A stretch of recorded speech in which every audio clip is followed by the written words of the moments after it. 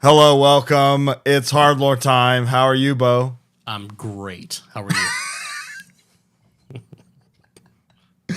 Bo has strep throat, and before we started, I was like, Bo, you don't have to talk about having strep throat. And we just had the exact moment where Michael Jackson's being interviewed, and he's like, I don't like touring. I'm tired. I'm sick. And the producer's like, I love to tour. Michael, you can't say that. I love to tour. So thanks for being a good sport, Bo. Thanks for being here, strep throat, man. No problem. Who do we got? What a special guest we have. Dominating the airwaves currently. Mindforce, Pillars of Ivory, this pizza-eating motherfucker, cinema-watching legend, Jay from Mindforce. How are you, sir? Oh, it's great to be here, guys. I'm honored. Thank you for that intro. It was great. Certified friend of the show. I am a pizza-eating motherfucker. That's true. Scientifically speak, this is objective, you know? Objective. How you doing? I'm doing good. I'm just over here piloting the X-Wing fighter. That's right. And, I'm doing great. I got off work. There's a snowstorm coming tonight, which means someone like me won't probably have to go to work tomorrow. So I'm really excited. What do you do for work? I'm a public school teacher. Oh, lovely.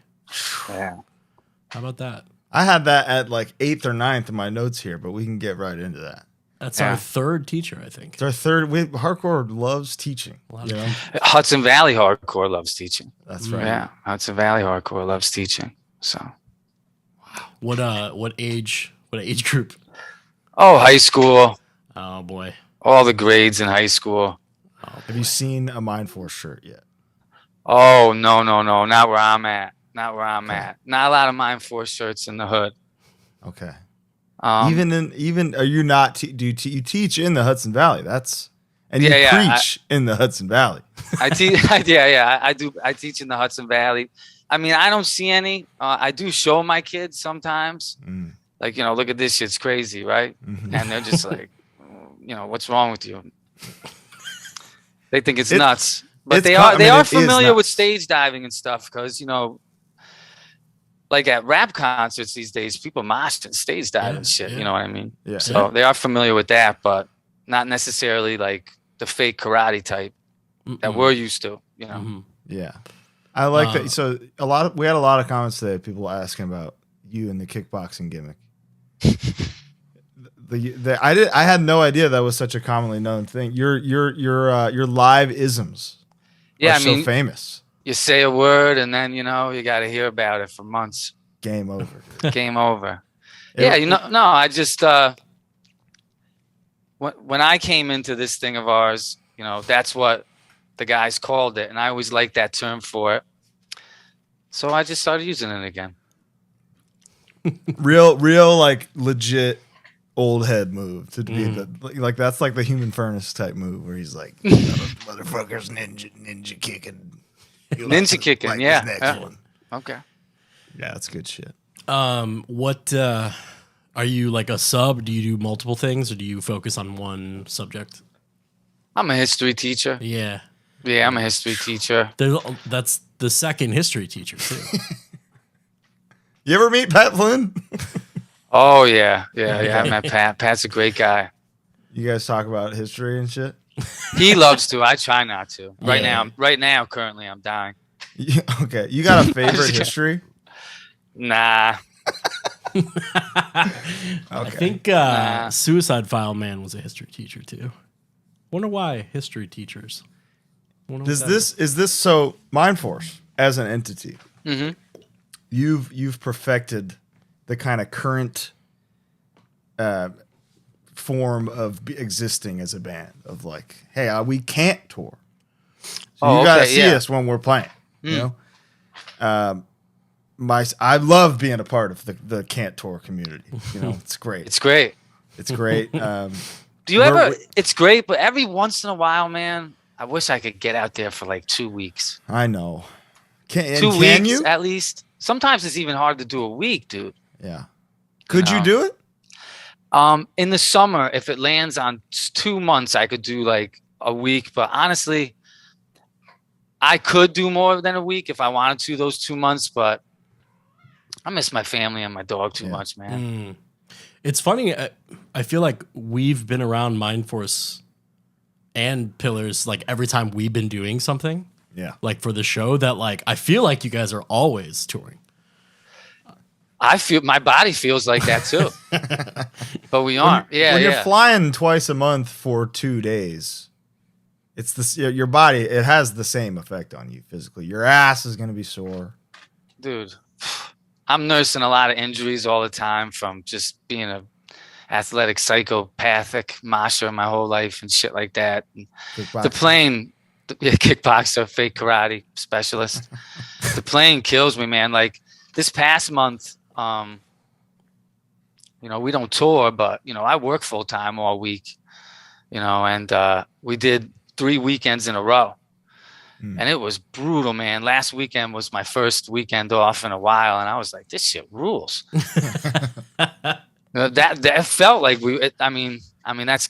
people who are on tour are probably like, yeah, okay, it felt like you're on tour, but at our age, with what we're doing during the week and everything we have in our life, and with the injuries we're nursing, Mike is, he walks with a cane sometimes. He's real fucked up from an injury. We had like a year hiatus because of it and all this shit. So like, it's one of the reasons we haven't been certain long distances. It's just because it's just too much. Like Australia and that shit, that's crazy, man. That's a long flight. It's not good. It's so funny. It's interesting to hear you describe Mindforce this way when I feel like peripherally the perspective of Mindforce is this like you sound like a young band. You haven't been around that long, but you as people have. You fit right along with the fucking Tsunamis and Pain of Truth out there who are hell yeah. They just got their GEDs, Yeah.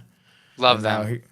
They're there. It's like every fest is now it's Mindforce and Pain of Truth at the top, but like Mindforce and God's Hate spent like 2 years back. That was great, man. Each other. It was the best. It was what a run. I used to anytime you guys were after or before us, I'd be like, fuck. Then there was a couple where we were before you. I was like, yes. Yeah, those were. I mean, those were when I was like, fuck. Come on. Yeah, no, it's everybody feels the fire. And then I gotta go fucking there. Certain bands, there's some certain bands out there now that I feel like there's more than usual where, man, I hate going on after them. I hate going on after them. Every band gets a Road Warrior pop now, Nah, that's why this shit rules right now. Man. Exactly. Yeah. It rules right now. What do you think? I'm curious to hear. I don't think we've ever asked this. Oh. What do you think is the darkest era in the history of hardcore? Well, some of it has to, that's a great question. Yeah. Well, some of it has to do with my perspective on things and the subgenres I love the best in hardcore, you know what I mean? But for me, it was definitely the 2000s. Across the board. Just melodic. Like 2002 to 2008, 2007 maybe. Yeah. It was just like, for me, a lot of things started to happen where I was like, oh, we're calling this hardcore? All right, we're calling this hardcore? Cool. You know what I mean? It was things got a little, I don't know. And I definitely was a part of some of the worst parts of it. I was in a bunch of terrible bands. What bands? Alphabetical order. 2000s. Well, in the 90s, I was in a band called Elevate. We weren't good. Then I was in a band, When Dreams Die. We weren't good. Yeah, the 2000s, the two bands I were in were When Dreams Die and this other band, Robots and Empire. When Dreams Die was like a early metalcore thing of the time. You know what I mean? Mm-hmm. Sure. Like Cave In or Converge or some shit like that. Mm-hmm. And Robots and Empire was like Neurosis shit. Damn. Yeah, it was like doomy, slow, doomy, sludgy shit. Which is also kind of the late 2000s was popping too. So it was. Yeah. We were kind of both sign of the times. What did you do in the bands? Well, I was a drummer, man. I'm a drummer. Most of my life I've been a drummer. Huh. You're breaking news every minute on this show so far. You're a drummer with a B-stash drummer in your band. That's got to feel good. Oh, he's popping. He's an animal. He's popping. I love him. Yeah, he's great. He plays with my snare drum. Does he? Yeah, because the shit is crazy. The shit sounds crazy. I never thought to ask. But you and I talked about at Sounding Fury your / Mindforce's method of just writing pattern breakdowns. Oh, totally. That's a lifestyle for you, right?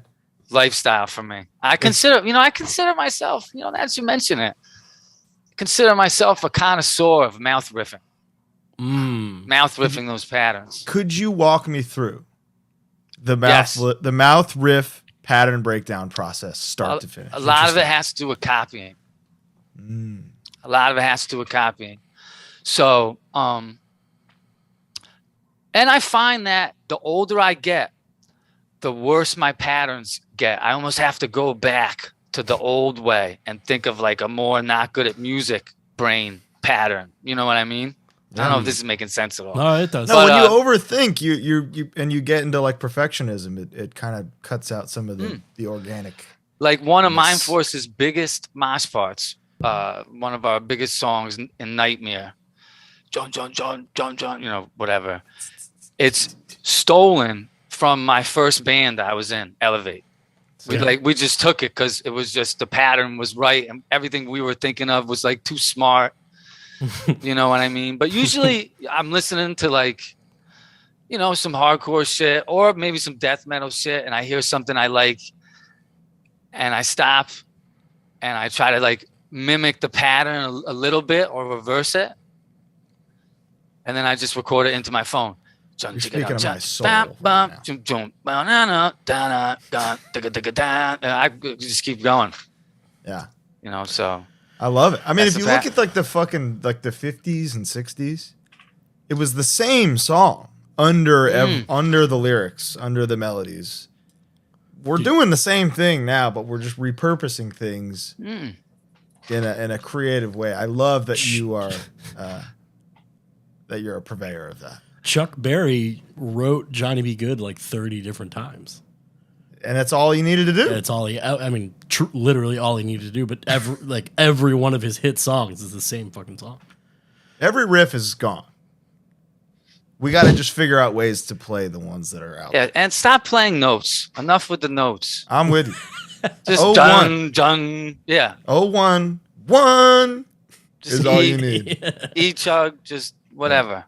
7 for the octave of O. Yeah, but that's still one. It's still O. It's still O 1 O. I mean, that's what I'm all about. I have to. Sometimes I'm not the best at like some of the more licky parts in a riff. Like I might come up with a part and like have like a little part where I'm like, all right, Mike, you got to do something there. You know what I mean? Do a lick, yeah. Do like insert lick. Something like I don't know. Because I play a little guitar, but I'm real bad at guitar. I'm terrible at guitar. You don't need to play it. You just need to figure it out. What rocks, Yeah. No, that's gonna be good. It's rock your there's face like off. this. There's a formula that Mindforce has perfected at this point. And I'm not tired of it. I want it again. It's the big intro, big fast verse. Most definitely. Ring out a hard ass line. Most definitely. And then bum bum bum bum bum. Most definitely. Hard ass line after the bum bum bum bum bum. Yeah. Skank version of bum bum bum bum bum. Best Most song definitely. of all time. I love it. So that's the formula. Which is the Hatebreed school, which is where every it's sort of like Hatebreed and pop music. Yes. Have the same kind of structure I'm always looking for. Start big. Pick it up. Hit them hard. And then give them a reason to get to the end. Give them a reason to get to the end. This is two guys who magna cummed loud as hell from Hatebreed University talking right now. Oh, yeah. I mean, everything I do has that, even if I'm not doing hardcore. Hatebreed really influenced me, and like the way it sounds funny, but like the way I look at songwriting comes a lot from the first Hatebreed 7 inches I got, and Satisfaction. So they gave you your glasses that you're looking at. Oh, most definitely. Everything I do as far as song structure, I mean, Colin nailed it. He, not that it's a Rubik's Cube to figure out, but it is not broken. It's all I want from music for me. And it's honestly, for me, I don't want much more from hardcore. It doesn't need to, I mean, no. You're talking about the old way. That's the old way. The Death Threat way. Hook them, kill them, bring them back to life. Bring them back to life. Kill them again. Kill them again. Over. I mean, is it the only genre of music where a band could get away with playing for 15 minutes and people will love it? Because it's not really about... Maybe noise, because they're like, all right, guys, this is a little loud. But you know what I mean? Other than that, just hardcore. But with hardcore, it's more about the vibe and the energy and blah, blah, blah. Is that a Black album? Sorry to jump in, Bo. Is that a Black Album era Metallica shirt? Yeah, hell yeah. Okay. How do you guys feel about the Black Album? Take a fucking guess, brother. I love the Black Album. I love it. Bo would die for the Black Album. I'm fucking down with it too, man. I don't think it's their best, but I love it. It took me a minute to just be loosen up, just be unbutton the shirt and be like, it feels good. Okay. Yeah. Andy Williams was the one who was just let go. It's fine. It's just step back and look at the songs. It has a few of my favorite Metallica songs. Exactly. And they're both ballads. Yeah. Right? You got it. Those are the two. You're going to tell me those are bad? My dad tries to. He's right. I mean, he's scientifically wrong.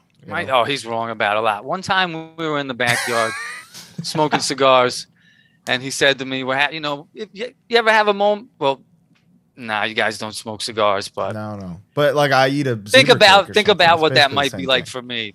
Okay. A cigar with my dad on the deck. It's a real father-son moment. Nobody's out there. We're talking about music, and we're having real connections. And he's like, that sound that they started doing in the 80s, it's like gung, shun, gung. He's trying to make the sound of a palm mute. Yeah, Dad. And I'm like, do you know about gun Dad? I'm like, you mean palm muting? And he's like, yeah. And I'm like, okay. And he's like, I fucking hate that. Oh. And I said, Dad, that's the sound of your son's soul. How could you? And he said, I'm sorry, Jay, I just hate it. And the more I talk to him, the more I find things that, for me, the palm mute is the greatest thing in music ever. Ever. Yeah. The greatest thing in music ever. I can remember the first time I heard it. When was it? When was the first time you heard a palm mute? Speaking of Metallica, it was in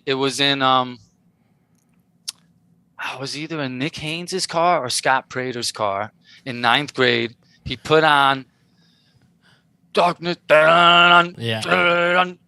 was the Injustice 4 album. It actually might have been the Blackened Breakdown. Oh yeah.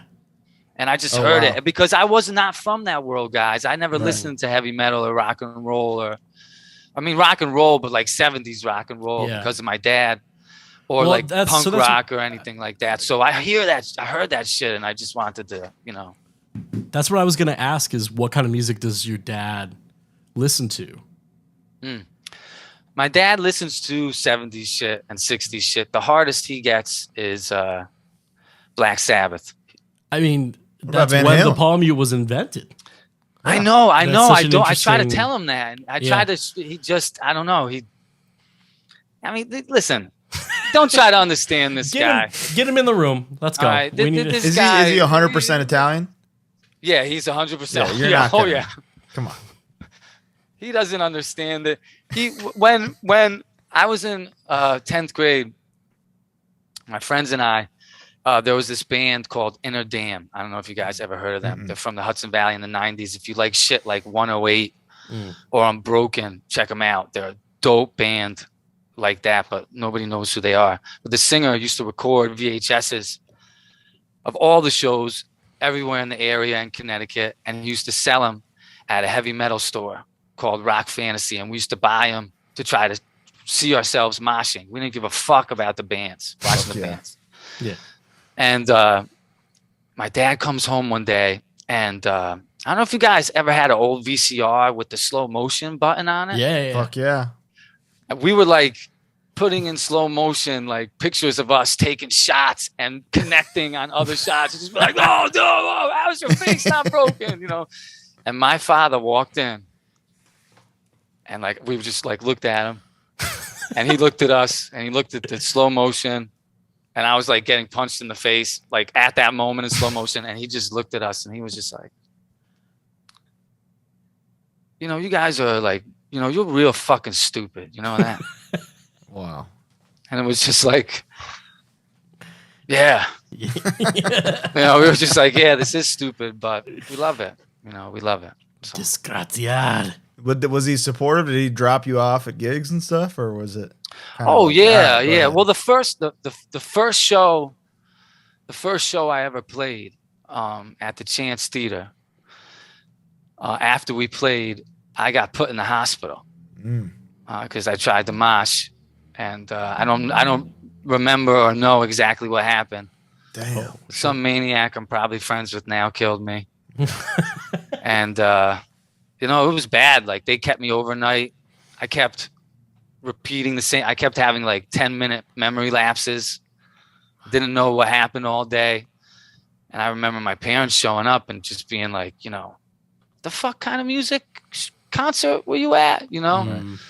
But they let me go back, and you know, to this day they're really supportive of me.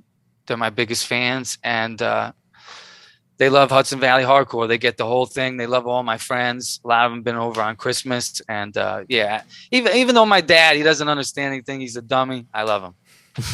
I mean, they're a big part of Hudson Valley Hardcore, whether they like it or know it or not, you know. They really are. They really are. I got some songs about them. They're the great godfathers of Hudson Valley Hardcore. Well, there's an iconic story that's only iconic to my brother and I, but when CD shopping, when Taylor was like a young lad, asked our dad, I want to hear Jun Jun. Because he didn't know what a palm mute was or how to describe it, but he knew he wanted to hear Jun Jun. And much like yours, my dad said, no, here's Soundgarden. Which probably had a couple That's some Jun Jun on it. There's some, he didn't know. He fucked up. It was a different gate way. Different gate was open. That's like way. When my dad threw out my Snoop Dogg tape. Brutal. So how did Taylor discover Jun Jun if it wasn't Soundgarden? He wanted Ride the Lightning. So he went back and got Ride the Lightning on his own terms. Damn. Gathered some coins from the couch and some shit, you know? A lot of Jun Juns on that one. And that was, and a lot, yeah. Sick ass Jun Juns on that shit. Big one. Dun, dun, dun, dun, right at the top. Yeah. You kidding me? No, I never had. Me and my dad were always in a battle over gangster rap. Okay. He hated it. He hated it. But did he want you to not listen to it? Oh yeah. Like he one day I came downstairs and he was sitting at the table with my Snoop Dogg cassette tape. And he was just like holding it, kind of like waving it in the air. Look what I got. And I was like, yeah, you know, that's Snoop Dogg. And he was just like, you see this cover? You know, you guys know the Snoop Dogg Doggy Style cover? Yeah. Oh, yeah. You know, the dog's bending over and I was just like, yeah. And he said, you know what, Jay? I got to stop for a minute. Yo, Dad, I'm sorry I'm telling this story. But anyway, so he's like, you know, Jay, you know what? I listened to this tape. I gave it a chance. And you know the way they talk about women on this tape? And, you know, he was right, you know. That's a progressive take. Yeah. He's a progressive guy, my dad. Wow. Progressive guy. And I was like, yeah, Dad, but you know, I don't think, you know, I was just trying to tell me, and I don't remember what happened, but I made him mad. He said, do you see this tape? And he opened up the back door window. It was wintertime, so it was snowy and muddy out. And he just wow. Oh, just the whole thing, the whole right in front of me, and then threw it outside. And he's like, fuck that tape, fuck them, fuck those guys, fuck the way they talk about women, blah, blah, blah. he was ahead of his time. He was really upset with about those thoughts. The way they, talk about women. And, but you know what? I went out that night. I snuck outside and I got that tape and I went inside. You re-spooled it? And I fucking stood there, bro. And I there were some like pieces of it I had to gently uncrinkle to make the flatness, to have the flatness come back. And I listened to that tape forever still. And I recently told my dad, I said, you know what? You tried to throw out my Snoop Dogg tape. You didn't fucking get it. I listen to that shit every day and I still love it. You motherfucker. Wow. I told him. So, yeah. Unreal. And you can't, that's an experience that cannot be, you can't compare that to anything that happens today. Are parents like deleting Spotify playlists? And shit, I know how they can't, man, these motherfuckers don't know how good they have it. Everything's free, basically. Yeah. I'm so glad I did not grow up now, dude, bro. I would be a fucking demon. The things I would look up, because we used to seek out, I'm making myself sound like Rip Van Winkle, but no, you're doing great. Don't worry. We would seek out these videos called Traces of Death. Have you ever heard of this? Faces of Death. Faces of Death. Yeah. Well, Faces, the Traces was the real shit we heard. Oh, really? Yeah, we were on some, we really want to see a human being die shit, which is totally. What was wrong with us? Not the thoughts of a functioning human. Yo, I was like, I got to see a corpse. I don't know what it is. I'm not even joking. Today on my walk back from coffee, for whatever reason, rotten.com popped into my head. Oof, that's a rough one. That went to places I didn't want to go. Because see, that would happen. I just want to see a corpse and then, I want to see a face of death, please. Yeah. I can't watch any of that shit at all anymore. Like I can't even watch like a leg break. No, not at all. Check this out. I thought I could watch it then, but I couldn't even watch it then. So I used to live with this dude from the Hudson Valley called Big Will, legendary mosher from our area. Moshed for All Out War for 20 years straight. Just a amazing dope dude. Shout out to Will. But he loved Traces of Death. And when we lived together,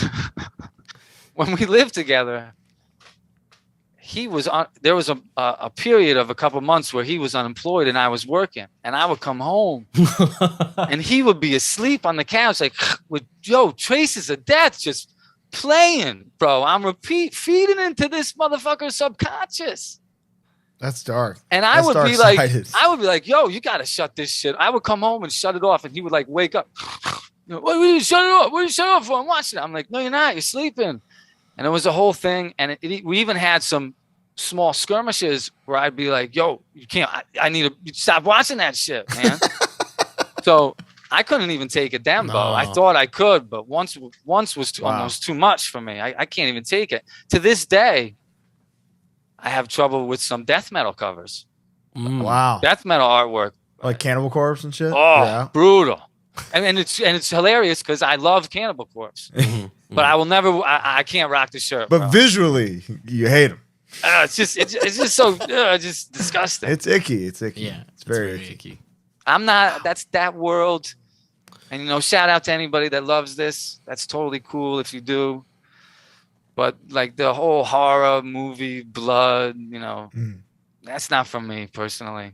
Let me ask you this. And it doesn't really make sense. I'm a hypocrite because I'll watch someone get shot with a gun in the face and be like, oh, that was dope. But yeah, but that's simulated, Yeah, all that's movie for the stuff. sake of the story. Yeah, movie stuff. But certain like movie violence, like horror, torture stuff, it bothers me. I'm with you there. Yeah, I can't. You fuck with Saw? Nah. You should, dude. It's good. I don't know if Tiffany can hear me, but that was one of the first dates my wife and I went to. We went to go see Saw. Saw 1? Yeah, Saw 1, and I was just great date. I was like, this is fucked up, babe. Good movie, but man, I mean, But then the ending hit, and maybe that's the reason you guys are married today. Yeah, maybe. And I remember people screaming during the ending of that movie. Like in the theater, just like, ah! Like freaking out. Yo, when the fucking score kicks in at the end with the song. What's that? Colin, that director's name's escaping me. What's his name again, dude? James Wan. He's done a bunch of stuff I like. I like Aquaman. That. You fuck with Aquaman? Yeah, I do fuck with Aquaman. It rocks, dude. It's better than the new Black Panther. I do fuck with. I started watching that not knowing who did it, and that first fight scene happened where they're in the sub. Yeah. And just some of it, I was like, oh, who did this? This has Saw vibes. This is visually I think Aquaman visually is stimulating. It's a fantasy epic. It rocks. It's a straight up good I like movie. Aquaman. I don't care. I like, though, a lot of stuff I would get crucified for in the DC world. I mean, I fuck with all the DC movies. You're talking to a Batman vs Superman Ultimate Cut loyalist right here. Yeah, I fuck with the Snyderverse, the Snyder Cut, whatever it's called. Straight up good. I love it. There's only one moment I hate that I fast forward every time. Grandma's pee or whatever, the pee in the jar. No, but that is crazy. The scene with the flash and the slow motion and that song, I hate it. At the end of Justice League? No, it's like the middle of it. It's a scene with the flash. He's like saving a girl in the Snyder Cut. And they're playing this really overly dramatic American Idol music, and he's catching her in slow motion. Some reason It's like the Flash and Iris classic origin scene. Exactly. I know what you're talking about. With the truck. Exactly. Classic. Yeah, that was classic story, but that's dog shit. The song ruined it for me. For sure. Colin, before we move on, what's your favorite Saw trap? My favorite Saw trap. Yeah, see, this is demented. I really like the Chester Bennington one. Crazy. It's like the I think there's like clamps involved in like a car. Okay. Really good. The exploding face one. Clamps. I can't imagine where those are going. With the head thing. Yeah. That one's classic. Mm-hmm. The heroin needles one is real gnarly. That one's insane.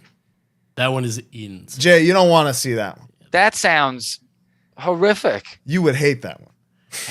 Did they die by heroin needles? No. It's like a junkie that they have as like a trap victim, and they're like, you will now die by your own vices. Like how many saws are there? How many saws are there? 13 or something. It's got to be maybe like 6 or might 7. Be 9. See, why can't they do that with like Casino? Then I'm all in.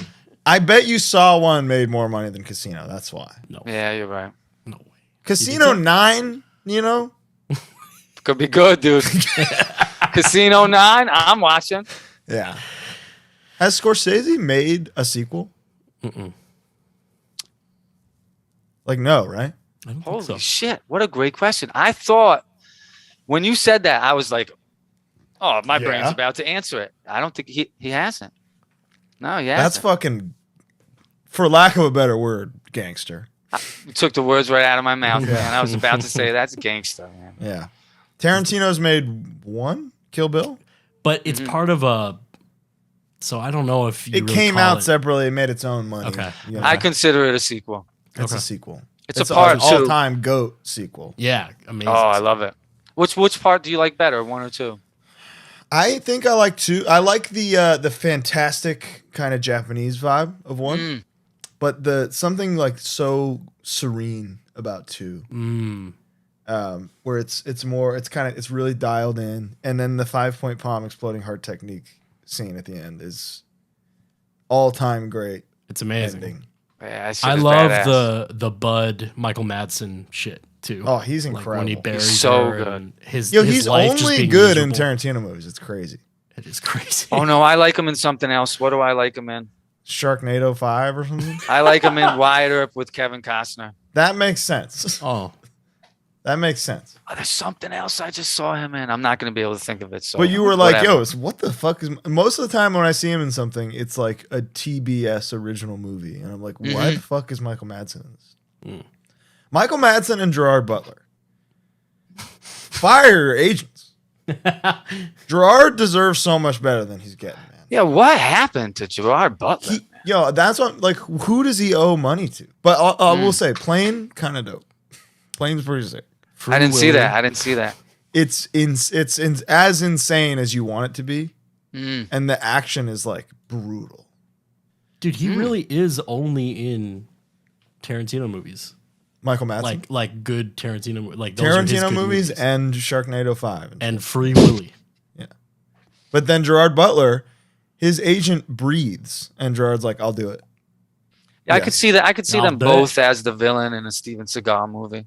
Absolutely, it's coming any day now. Anyway, Mindforce, huh? Mindforce. Something else I like about Mindforce songs. We're not talking about. Let me get this out of the way before we go to the other stuff. You do something that I'm all about. Oh, let's hear it. You go pit to pit, bro. There's something that I created with my brother Jesse Sutherland from All Out War called Mosh 3 Philosophy. Please tell me more. Enlighten us. Well, not every song has the ingredients to get to Mosh 3. Of course. But when you're talking about pit to pit to pit. That's coveted. We were in a band called Cobra Commander together. You probably could not find it. I don't think it exists. Nothing exists on MySpace anymore, right? Link in description. Yeah, I don't think so. Cobra Commander. It's like Hudson Valley mosh bullshit. You know what I mean? So sick. Yeah. And we talked about how all our favorite bands and Jesse's band, All Out War, will go pit to pit. We'll go mosh 1 and then mosh 2. And Jesse was like, bro, do you think mosh 3 is possible without being stupid? Right. You know what I mean? Of course. I love this. And it is. And if you can get to mosh 3 in some songs, I feel like mosh 4 is overdoing it without a part in between. I don't know. Again, it depends on the ingredients. Let me ask you this. Does mosh 3 slow down count? Like, does slowing down mosh 3 halfway count as mosh 4, or is that extended mosh 3? No, it can count as mosh 4. Well, then mosh 4 is absolutely possible. Okay, let me tell you. I one small step for man, I've leapt there for man. That's amazing. And mosh 4 can pick up rather than slow down if it's over slow. You know what I mean? It depends what we're bouncing back and forth. Great point. What are examples of mosh 3? If you have any off the rip. Mosh 3. Mosh 2, pit to pit. Condemned to Suffer, All Out War. Condemned to Suffer goes 3? Goes 3 moshes in a row. Condemned to suffer, condemned to drown in this filth. I'm trying to work out. Wow. I mean, technically, it could be like 6 mosh parts. Yeah. Condemned to Suffer. I think it only has 1 upbeat part, if that. I'm gonna have to do a study after this to make sure I'm right, but I'm pretty sure Condemned, because then it goes that 1 starts off. Right. You know, we're moshing right away. Which is that? How insane is that part? It's incredible. It's incredible. I mean, they could. Condemned to Suffer, they're the band where they don't suck, and I don't think they ever will. No, they never will, man. They're our bolt thrower, you know. They're hardcore's bolt thrower, where they're never gonna stop rocking. You just blew my mind with how on point that statement was. Incredible. They're our bolt thrower. Yeah. Can I use that? Yeah, it's yours. That's amazing. Yeah, it's on the record. But I think the reason they get to it on Condemned to Suffer is they start with mosh 1. Yeah. Oh. And then so you're saying then they do another one. Then they do go go go go go go go go go that slower one right in the middle, and then they get to another one. But I think there's a fast part in between. So you're saying the mosh 3. You're talking within the confines of an entire song, or within a section of the song. A section. So just pit to pit to pit. Pit to pit to pit. They start that song off that way. Boom, boom, boom. Let me check. Let me see if I've gone pit to pit to pit. Let me do some math here. Oh, I believe you have. I believe you have. I've at least come. I've tickled it. You know, I've witnessed it. World War V for sure. World War V is pit to pit live. You're tickling. Now that's fucking cool. When you go Mosh 3 only live. Only live exclusive. You got to come and see it. I can't give it to you on the recording. Mosh 3 live mentality. Be Harder's 2. Finish the Job is 2. 6 Feet Deep is 2. I'd say Trying to think. I don't think Harm's Way. 2. I mean, 2 is usually the move. That's the move. Yeah. You can't abuse 3. No, you really can't. That's the one it's sparing. I mean, clearly, I'm not seeing it. It's like your best mosh move. You can't abuse it. You can't do it too much. You got to save it. What's your favorite move? Oh, mosh move? Yeah. 3-kick combination. Frontal kick into a spin kick into a back kick across the edge of the pit. So wow. That's my right foot forward. Right foot forward. Left foot comes around. And then you hit and then you right reverse foot the back. trajectory. Wow. I haven't figured out the back kick yet. There's a few different ways. I don't have the balance for it. My equilibrium doesn't support back kick science. I don't think I've ever thrown a spin kick. That's so sad. It just wasn't. So it's not my. It's just not my thing. You got to change up your pants situation because mine. I'm telling you, and clearly I do too. Yeah, I saw that on stage in front of everyone. That's brutal, rough, man. It's rough, but I was wearing some Manscaped undies that kept me real secure, so we're good. Everything was fine. Back I had kick. some. How would that work? Colin, what's your favorite move? Yeah, I wanted you to take a step back and show us. Like this one, like that, where you come there and come around. That's the one. That's the one. I'm not there yet, but maybe that's my New Year's resolution. That's why I have. It's February. We'll get there. My favorite move has got to be the stick man. Yeah. It's classic. If you can It's make art. that look cool, it's fucking crazy. It's beautiful. It's graceful. crazy. That's the thing that we're like. You could get somebody in a hardcore with that move alone. Wow. No music. Some of the It's good. a more dangerous move than people realize, because if you do it right, you're real dizzy.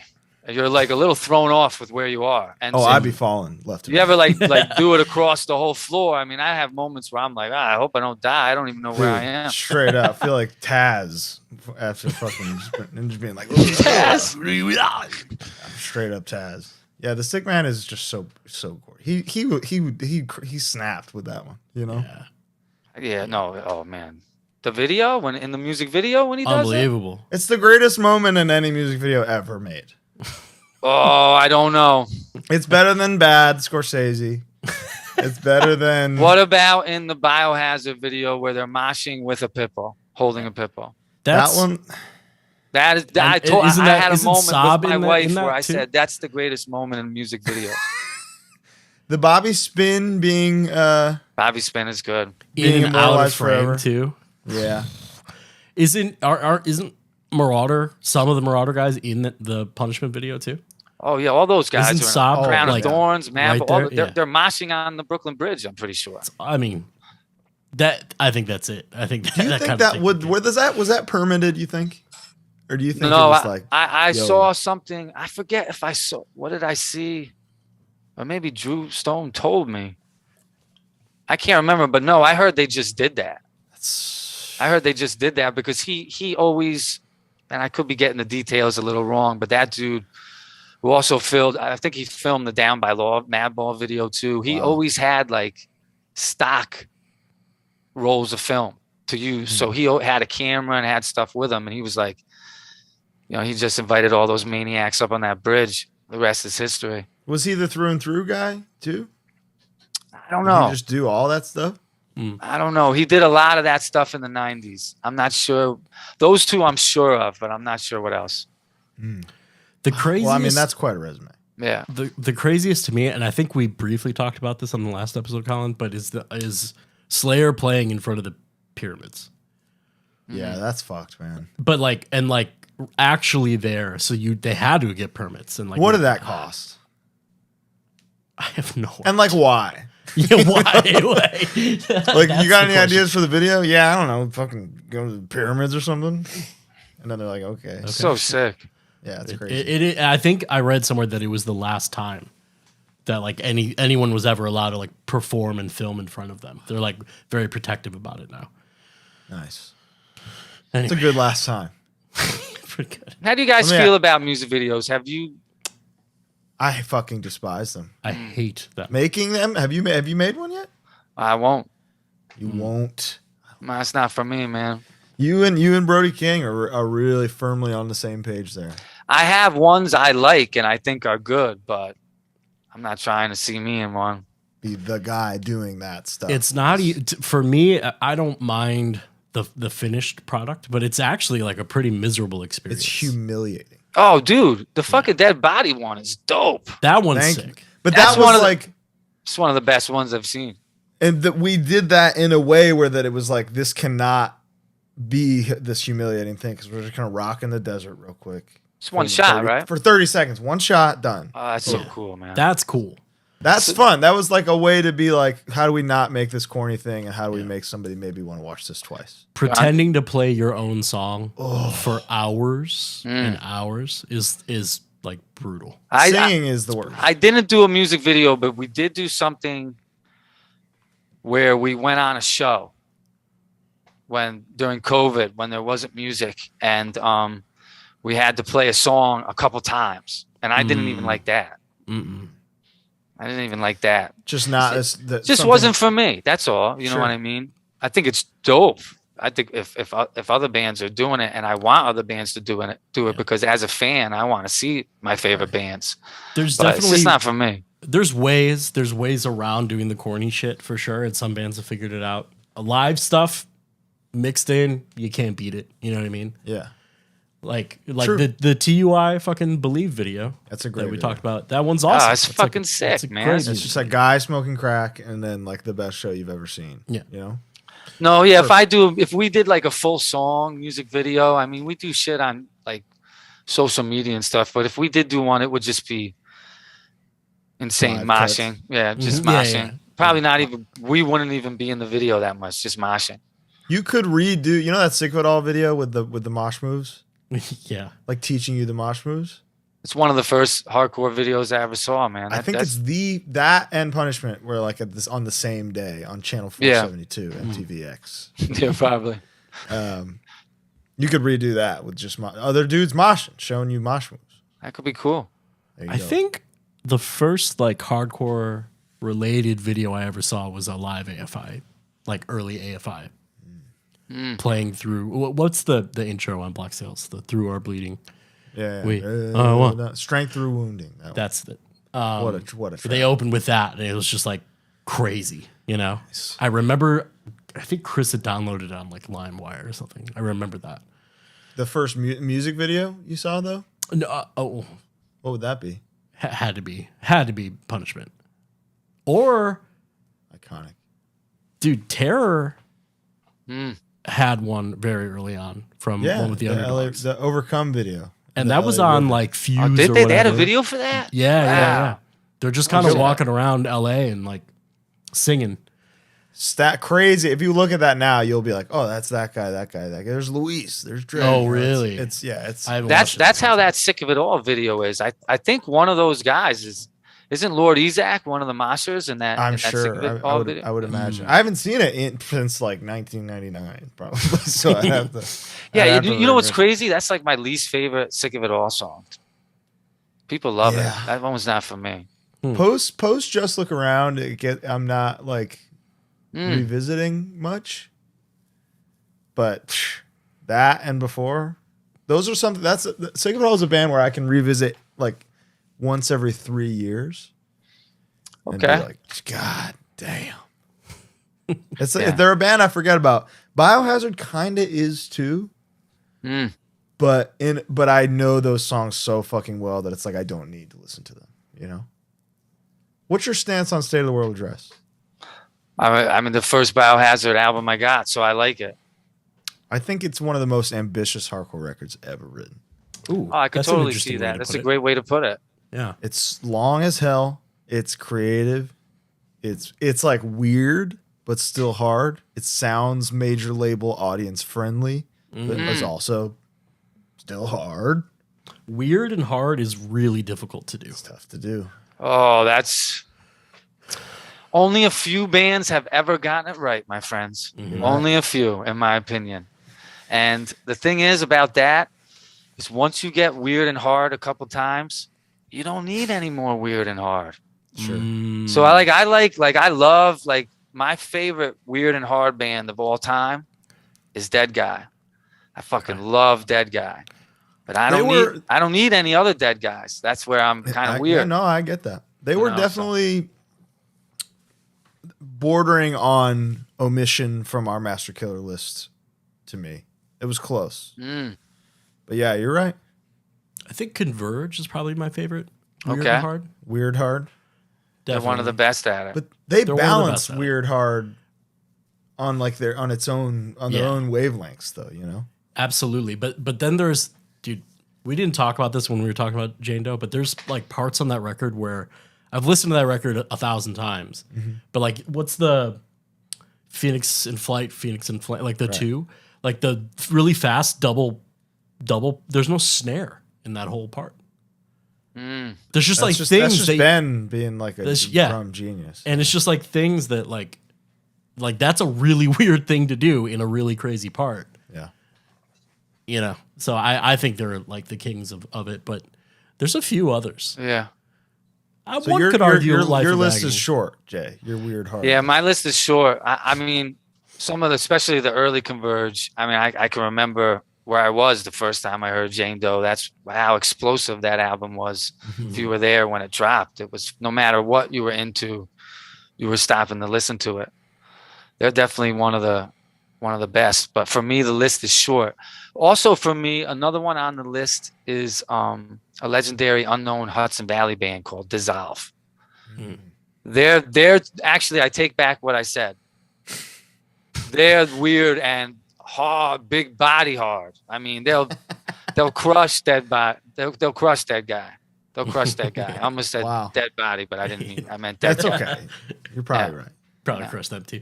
Physically. No, that's one of the reasons why I you guys are so sick. Is you have some death metal shit that reminds me of them. Because they were on some Morbid Angel shit a lot. I know you guys are too. Big time. And that's my shit. I love that some shit. Some of that the one with the where you skip the middle one, but you do the third one. Oh my God. Yeah. Give it to me every time. Yeah. Love it. I'm a huge Morbid Angel fan. Yeah, they're the Master Killer of Florida death metal. They're the Marauder of Florida death metal, to me, you know. Okay. Who else is wait, who else is in I feel like there's another one I might. Well, Deicide's pretty fucking sick, dude. Yeah, of course. I love Deicide. Love them. So what this is not like criticism, but they have the kind of death metal stigma of not really knowing when to end a song. You know? Whereas Morbid Angel, there's a payoff 99% of the time. Yeah, Cannibal Corpse, I'll say there's a payoff 100% of the time. Which is crazy. Yeah. There's always a thing at the end. You're right, though. There isn't always with Morbid Angel. And those songs do not make it on my death metal bangers only playlist. But Deicide, the couple that do are like the best death metal songs ever. You know? I mean, for me, it's Morbid Angel. I like them better than Deicide, but I'm with you. They're a Marauder, you know? I'm with you on that. With you on that. Is Obituary from Tampa? Yeah. Oh yeah, they're fucking. I'm more of a Morbid Angel guy. Morbid Angel's like in my top 3 death metal bands. 100%. Covenant is the Master Killer of Florida death metal. For me, that was my statement. That's amazing. Yeah. No particular order. Morbid Angel, Bolt Thrower. I gotta think about spot 3. I'm gonna have to get back to you. It's got to be Cannibal. You might have to go local for me. For that third Cannibal Corpse? Who? Suffocation, probably. I mean, I love Suffocation. Yeah. I love Suffocation. Long Island boys. Yeah. Long Island Music Hall of Fame. Suffocation. So, would you consider Death a death metal band? Yeah. Oh, then they're 100%. My number 3. Then really? That's fair. Yeah, I'm big death guy, but not everybody will fucking say they're death metal. You know what I mean? Oh, I think they kind of invented the like prog Totally. Mm-hmm. But they got on some like almost like from Symbolic on, they're almost on, and it's my favorite shit. So this isn't a knock, but they're almost on some like Ozzy Osbourne death metal shit. But then they like mix the Ozzy shit with the hardest. Oh, dude, chug pattern. Bug it on. Yeah, they're crazy. What's the one? The fucking Scavenger of Human Sorrow. You know that one? Do I know Scavenger? Bro, you just went up to my soul, opened the blinds, and looked into my soul, bro. If Mike Shaw listens to this, Mike, you hear this? Dude, that's the kind of shit I would send Mike. Like when we were writing New Lord shit, I would be like, do this, but stupid. I'm telling you, do this, but with a rap drum beat under it. That's literally how I write music. So we were the same guy, you and me. Speaking my language. You take a thing, you play along to it, you make it stupid. Yes. You have God Save Self-Titled. That's all you do. Dumb. But on purpose. On purpose. Right. So it's smart. And it makes, I was about just to say, like that Columbo. makes it smart. Exactly. Just like Columbo. I've been watching a lot of that lately. Have you? Yeah, because it showed up on the Tube. You guys fuck with the Tubi app? I've been hearing about this Tubi. Tell me about it. You don't know it, my friend. I know the very basic premise of it, but I don't know. It feels like I know Dom, my buddy Dom Vargas watches Tubi. You might. And I hear that and I go, Dom, you're insane. Let me give you a multitude of a spectrum of things you might find on Tubi. You might find RoboCop 3. Wow. You might find King of New York. Yeah. You might find The Godfather 3. You might find Ghostbusters the cartoon. Oh. You might find The Trial of the Incredible Hulk. Wow. You might find Columbo.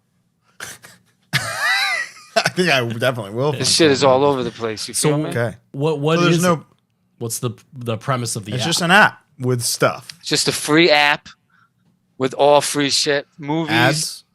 Okay. It does have ads. I'm out. It does have ads. I'm out. Brendan Really? Garone, I'm sorry. You can't I'm sorry do it. for not watching your ads. No, I can't do it, man. Okay. Does it have let me ask you this. Does it have a $4.99 I believe it does have an ad-free option. version? I believe it does. He's I back. got too many apps, man. I got apps coming out my fucking ears over here, bro. Yeah, but you could write them off. You write off them apps. You say Mindforce likes to watch movies together. I'm writing them off. I should. They won't even let me use them at my job, the apps, because of copyright laws. Yeah, it's so whack. Don't even get me started on it. You got to wheel the TV in on the old fucking bucket? No, I do something that the kids taught me with the hotspot, and I make my phone do it. I couldn't even explain it to you. I don't know. They do it. Wow. That's incredible. Let me ask you this. The world's finding a lot about me tonight. This is great stuff, man. Yeah, this is good. I'm loving it. Let me ask you this. You can't hear my dog, can you? I'm sorry. No, not at all. It's a great gate on that thing. Don't worry. Let me ask you this. Mindforce is playing. Mm-hmm. And just for the record, I'm not trying to get you here because my answer is yes. Okay. Do you encourage violence? Yeah, oh yeah, big time. Yeah, of course. I mean, I beg for violence. I mean, I I believe the last show we played, I called for a stylistic expression of violence. It's gorgeous. Yeah, right? That's beautiful. Well said. Yeah. It is a martial art, you know? Like break down what those words mean and tell me moshing isn't that, you know? Yeah. There's definitely an art to not getting knocked out. If you watch some of the best moshers, there's an art to like bouncing around. I don't know. I think it's true. Well, it's kill or be killed, truly. Oh, it's worse than ever these days. It's really, the more you embrace that, really? the safer you're going to be. You think so? You think it's worse 100%. Than ever? Yeah, and this is something like I like to put out there on the record because I mean I haven't been here forever, but been around a while. You know, I mean, I was at the Satisfaction record release show for Hatebreed. I was at legendary All Out War shows. I seen a lot of legendary shit, and I've been around a lot of scary shit. And I think when it comes to the moshing, I think it's crazier now, and this is why. Hear me out. Back then, only a couple of the craziest motherfuckers could get away with the way everyone is moshing now. And back then, people were quicker to fight when they got hit. You know, now if you fight when you got hit, you're an asshole. The whole show's throwing you like out. You're kind of a pussy, and like there are ways it was way scarier then, but not on the dance floor. I think the people were scarier at shows, and I think someone would stab you in the venue more then. In that way, it was scarier. But when it comes to the actual moshing, I think it's more violent now. I also think it was scarier in where the shows were. Like you had to follow a treasure map to some of these shows. And I get leaving from the car to the venue door, the parking lot, almost getting robbed, stabbed. In that way, it was way scarier where the shows were. But I mean, motherfuckers with pink hair are punching each other right in the fucking face. Killing each other. They're even killing each other these days. It's awesome. It's the best thing ever.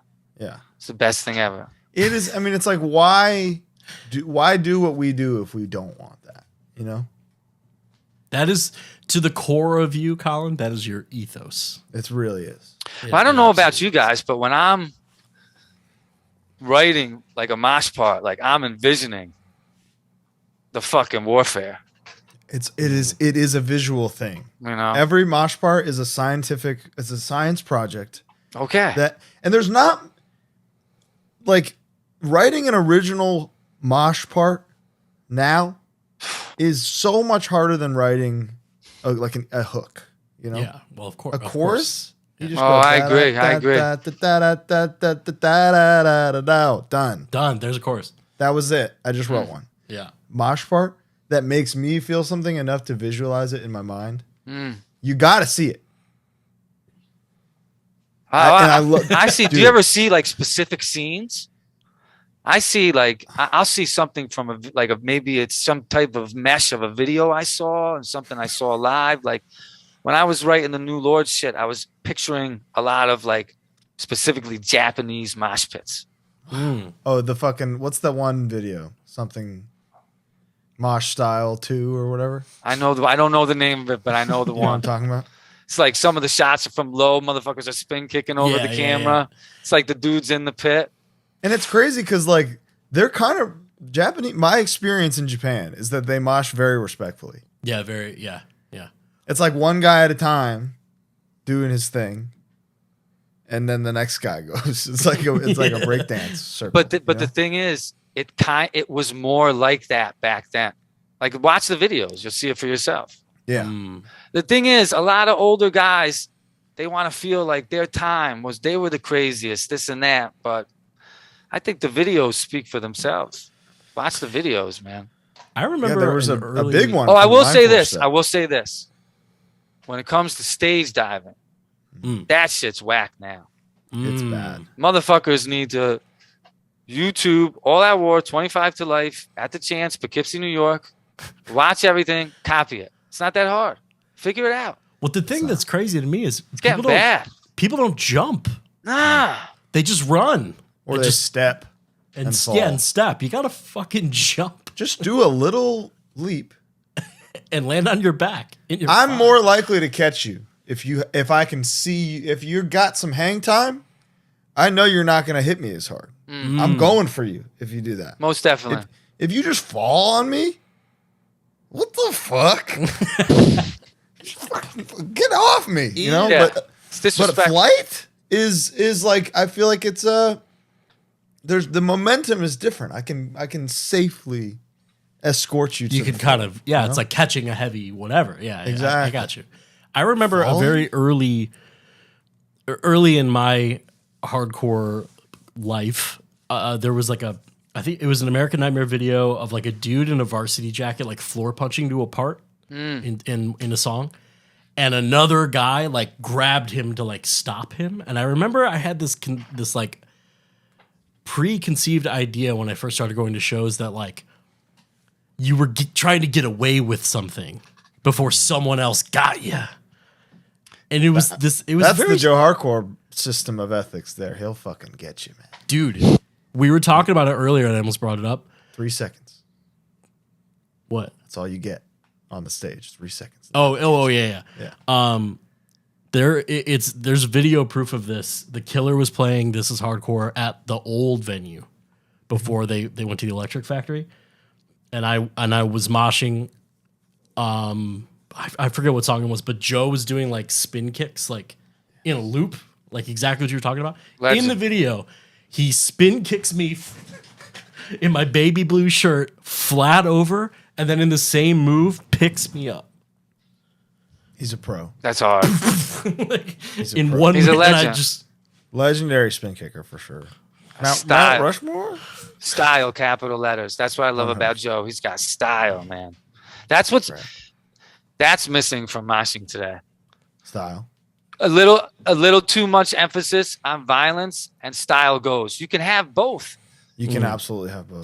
The most psycho moshers, in my opinion, the guys that I thought were the craziest, had the most style, man. It was amazing. Who are they? Give me a name. Well, they're local guys. You want to know them. This dude Caesar, the singer of this band Beneath the Remains. Mm-hmm. He was amazing. You ever see videos of Chaka from Burn back in the day? He was actually yes, bro. He's a spin kick pioneer. Wow. He's one of the first to bring that to the dance floor. I mean, I know he's the reason why the oldest guys in the Hudson Valley started doing it.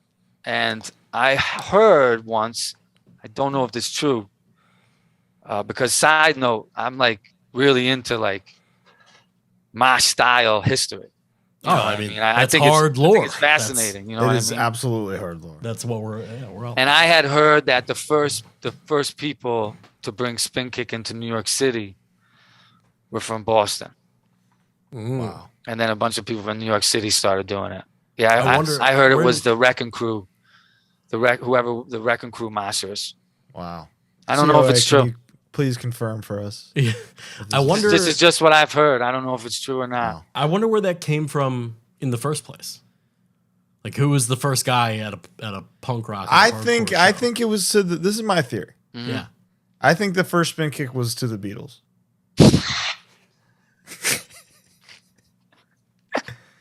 I guarantee you it was fucking She's So Heavy or something. And that's a hard part, bro. Yo, I know, but some guy was. That's what I'm saying. And some guy was just like, I feel something. I feel like. Why do I want to do fake karate? Right? Yeah. That's my theory. I would love to know who the first guy to spin kick at a show was. I've never really thought about that. Beatles didn't play shows the second half of their career. It can't be true. That first half, though. You telling me some girl wasn't so fired up to see John that she didn't spin kick? I would bet my life savings on it. At least some kind of kick. Something. Front. Maybe the back kick. Maybe that's where that came from. Because I know the story of like Rollins talks about it in the American Hardcore documentary where like everyone in DC was kind of just pogoing and then they all went to like California and then came back and it was like a stylistic change where it was like punching and like actual violence. That's right. I love that kind of thing. Violence, yeah. Little Greg, EGH. Fucking king, dude. King of moshing. The thing is, I seen him a lot back in the day because he was always up by us. So we were always down there. Because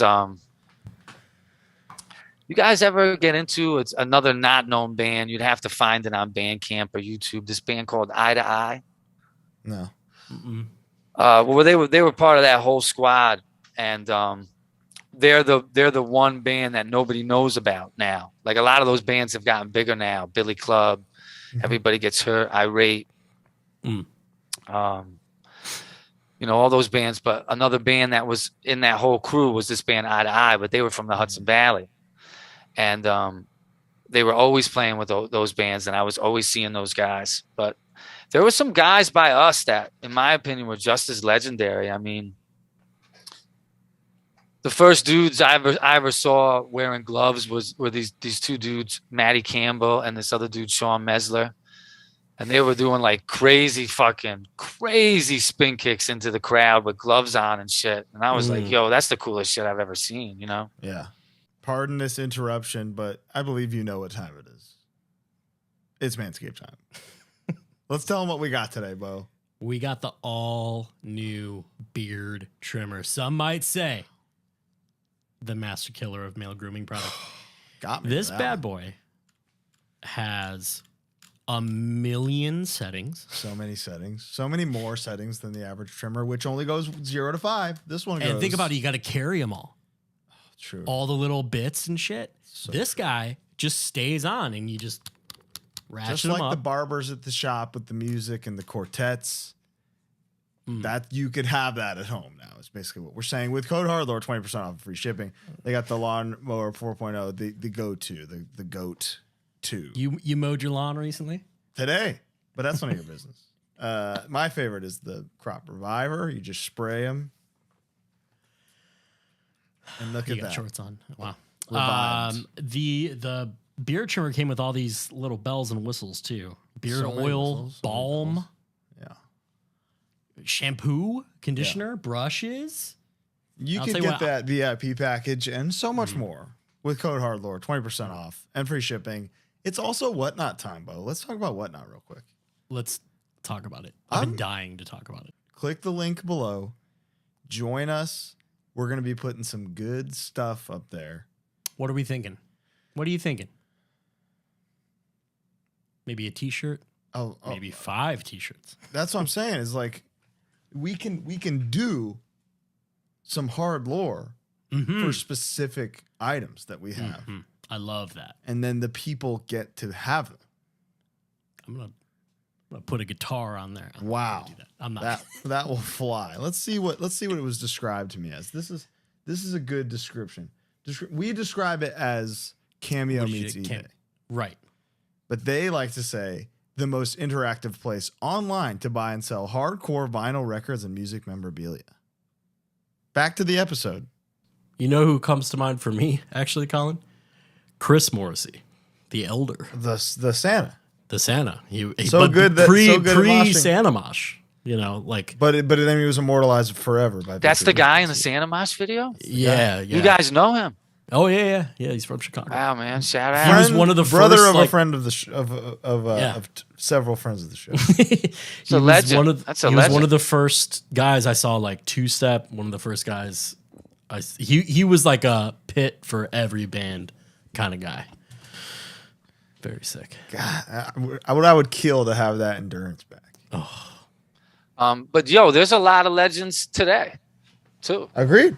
A lot of legends today. They're out there. They're out there doing the work, and then they start bands and they're the best bands ever. Best moshers are the best singers. That's, in my opinion, that's what I think. That's what I'm saying. Get off the mic if you can't spin kick. That's right. That's if you want to start a band and you're young and you don't know who to get for a singer, ask the craziest mosher. That's right. You'll be the best. You'll be fine. He'll dial in his voice. It'll take time, but it'll be sick eventually. Because moshing indicates rhythm. Good moshing indicates rhythm. And knowing rhythm the part. Is half the battle. Knowing the part that makes people want to mosh. Exactly. They have an indicate. They have the banger scanner is on. Yeah, well said, Bo. That's true. Yeah. Beautifully said, Bo. God, Bo. You believe in ghosts? Yeah. I don't not believe. Okay. That's kind of where I'm at. I used to think I saw a ghost. Hey, and now I'm not so sure I have. I wonder if it was a type of sleep deprivation happening to me. I mean, I'll share the story if you want. Yeah, I want you to believe. I want to believe. Okay. That's the thing. It's like, I'm that dude that's like, oh, there's a ghost in there. Let's go in there. Where's this ghost at? You know? Same. Yes. So, the story's a little weird, but when I was a little kid, I don't know, maybe 5, I could be getting that age wrong because I was so small. Sure. I was going through a traumatic time, you know, not to get heavy or anything, but my brother was dying at the time. He was in the hospital. So that's also like, from what I've learned about sleep deprivation and traumatic time periods, is also why I'm questioning what I saw. Okay. You know, but I saw this figure in the window next to my bed. It was a shadowy figure, and it had a hat that had like he had a long hat that went up, and he had like 2 long brims that went like this. Like it was like a man with a hat, right? That's scary. And it was like something that like scared. I lived like in fear of my whole life. Like it really traumatized me. Like I can remember calling my nanny in to come and see me, and I was even scared to tell her what I would see, because I even knew at that little age that she wouldn't. What I saw couldn't be real, you know. Right. And something I didn't really share with a lot of people. Only my parents, really, and a few other people I met.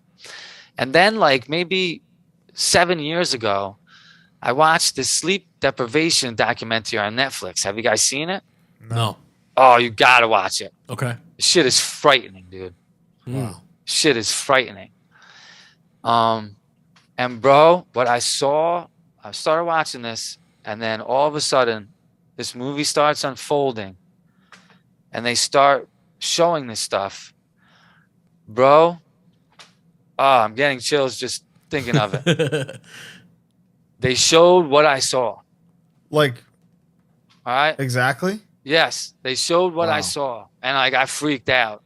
And they went on to explain, people that have sleep deprivation share seeing these shapes. Like one of the things is you hear about the person looking at you. I don't know if you've ever heard of that.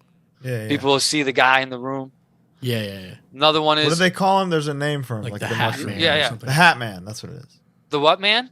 The Hat Man. Is this so? Is the Hat Man is what you saw? Hat Man's who I saw. Wow. Shit. So check it out. Another one. Some people will like see somebody sitting on them. Sometimes. Yeah. Sometimes people will see a face. But the thing is, all people see one of these things. Multiple people share seeing the Hat Man. Now, the Bo school of thought thinks that's some type of phenomenon of sleep deprivation that is the same. If you think about it, people dream about the same things. You know what I mean? Have you ever dreamt this man? You know, that's very or have you ever dreamt going to school naked? And then there's there's another school of thought that thinks, it could be an entity from another dimension. He's fighting to get in. He can only get in when you're a little bit sweepy. But yeah, man, the shit it was frightening, and I did see that. I think watching that documentary and seeing a thing that you've held onto since you were a kid, that would like fuck me up. How would you feel? Would you feel? Bro? Would you believe a little bit, Bo? Yeah, but it would just be so shocking. The hair on my back of my neck stood up, bro. Wow. The only people I had told about it, because I can't tell anyone because people won't believe me. I didn't tell it. The only people that know this happened to me were my parents. So they were the ones I called up. Right. I said, you remember the fucking guy I used to be scared of with the hat? I said, you need to watch this. And they were just like, this is crazy. Because did they remember vividly like you describing it? I talked about it forever. I had nightmares for 10 years after seeing it. It really scared me seeing it. And also, it was a crazy time in my life. Yeah. Sure. It was a crazy time. I lost my brother and shit. Condolences. And thanks. And, but from what I've read about trauma and sleep deprivation, the skeptic in me just sides there. I'm not sure what I saw. I think I was just. But like an identical match to a thing you see, you know? It's a silhouette of a guy with a hat. If you Google sleep deprivation, I know, with hat, but it's like so universal that I see no room for skepticism, you know? I mean, listen, man, the older I get, the more I start to believe shit. I don't know what it is. Like, I've never been a God guy. You know, I grew up in a very, I shouldn't say that. I grew up very traditionally Roman Catholic. Some of the rituals I like, but I've never been like a God guy. You fuck with the wafer? You like that thing? With the not really. I don't like it. No, not really. I never had it. That shit sucks, man. I always wanted it. They got them on Amazon? It's tasteless. Is it really? Yeah, there's no flavor. Fuck the wafer. Give me the wine, bro. The wine. Even that now is like all grape juice. I was an altar boy. I got caught drinking the wine once. If I pull this on screen, this picture of the guy in the hat, is it going to bother you? No. Just making sure. Yeah. Thank you. Let's see him. That's it. Yeah, I seen it. Really? There you go. Hold on. Right there. Right here. Yeah. That's him. This guy? That's the one you just pointed on. That's exactly what I saw in my window. Whoo! I mean, that's scary. Much like Alec Baldwin's The Shadow. You know? Totally. Good film, bro. Good movie. Good film. Saw it in the movies as a little kid. Groundbreaking 90s CGI, you know? He's got that big schnoz. Yeah, that big nose that grows. That's right. Yeah, man. Love that. Why? Why does he get a big nose? You know what I was he thinking becomes of Italian out of nowhere. I was thinking of Billy Zane's The Phantom. Oh, that's a good one, Remember too. The Phantom? You know what else I would put to finish that trilogy out? The Rocketeer. Rocketeer is incredible. I love The Rocketeer. Rocketeer. The Rocketeer, The Phantom. Yeah, man. The 90s like radio show superhero trilogy. Yeah. And then the Shadow drove up in a car. Yo, you want to hear something crazy, man? Growing up, my dad had his dad's like audio cassettes of those radio versions. And growing up, I would listen to them with my dad. So like when that movie came out, I was like the only kid in school who actually knew who the Shadow was. Wow. Yeah. Interesting. Damn. That's like those were before their time, you know, because I do that now. I listen to my stories, you know. Mm-hmm. Yeah, they were podcasts, man. That's all. They were just podcasts. We're just doing the Shadow. That's what HardLore's doing. Where's our noses? Well, Dude, mine's pretty crooked and it's kind of long. My dad and I would listen to fucking Bill Cosby stand up. Wow.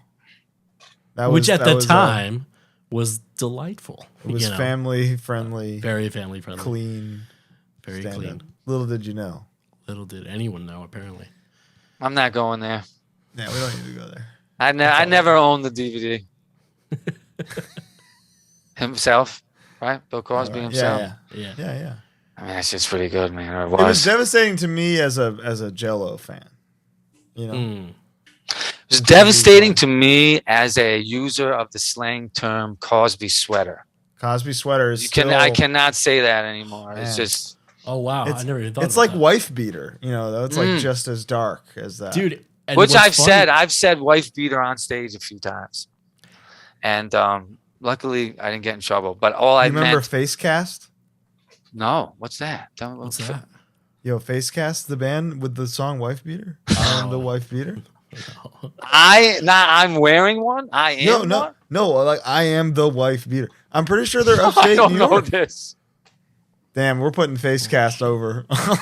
No, we're not. There's a music video. I swear to God, this is real. Dude, I'm wearing a wife beater. No, the guy, he is the wife beater. Holy shit. It's crazy.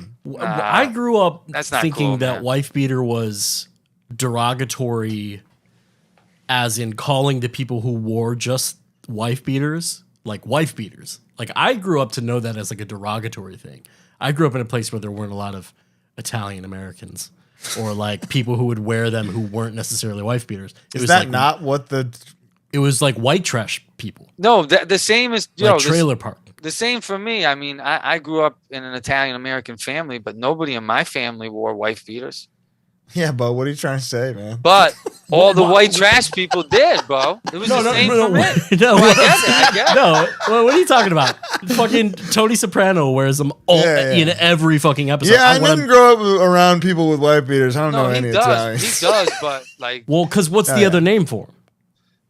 Undershirt. I don't know. What's the third name for him? Tank top. I literally only know wife beater. Really? Oh, so this is interesting. What's the fourth name then? Listen, my family's part Italian. I can say this. It was Dago Tees. Holy shit. That was the other name for him, and we would say that. So that's an interesting difference in cultures there. That's crazy. And like calling him a Dago wasn't a big deal. That's what the shirt was. We never called him undershirts, ever. I'm going to start calling them honky tops. Taking them back. I'm going to start calling them Dago tees. Dago tees. You really never heard of that? I never have. But, nobody ever wanted to say it to you. I always heard wife beater. If you look up Dago tee on Google, the first thing is a very buff Italian American guy. Well, if you look up face cast the wife beater, I bet you'll see something else too. But don't worry, they're going to see it plenty because I'm putting it in here.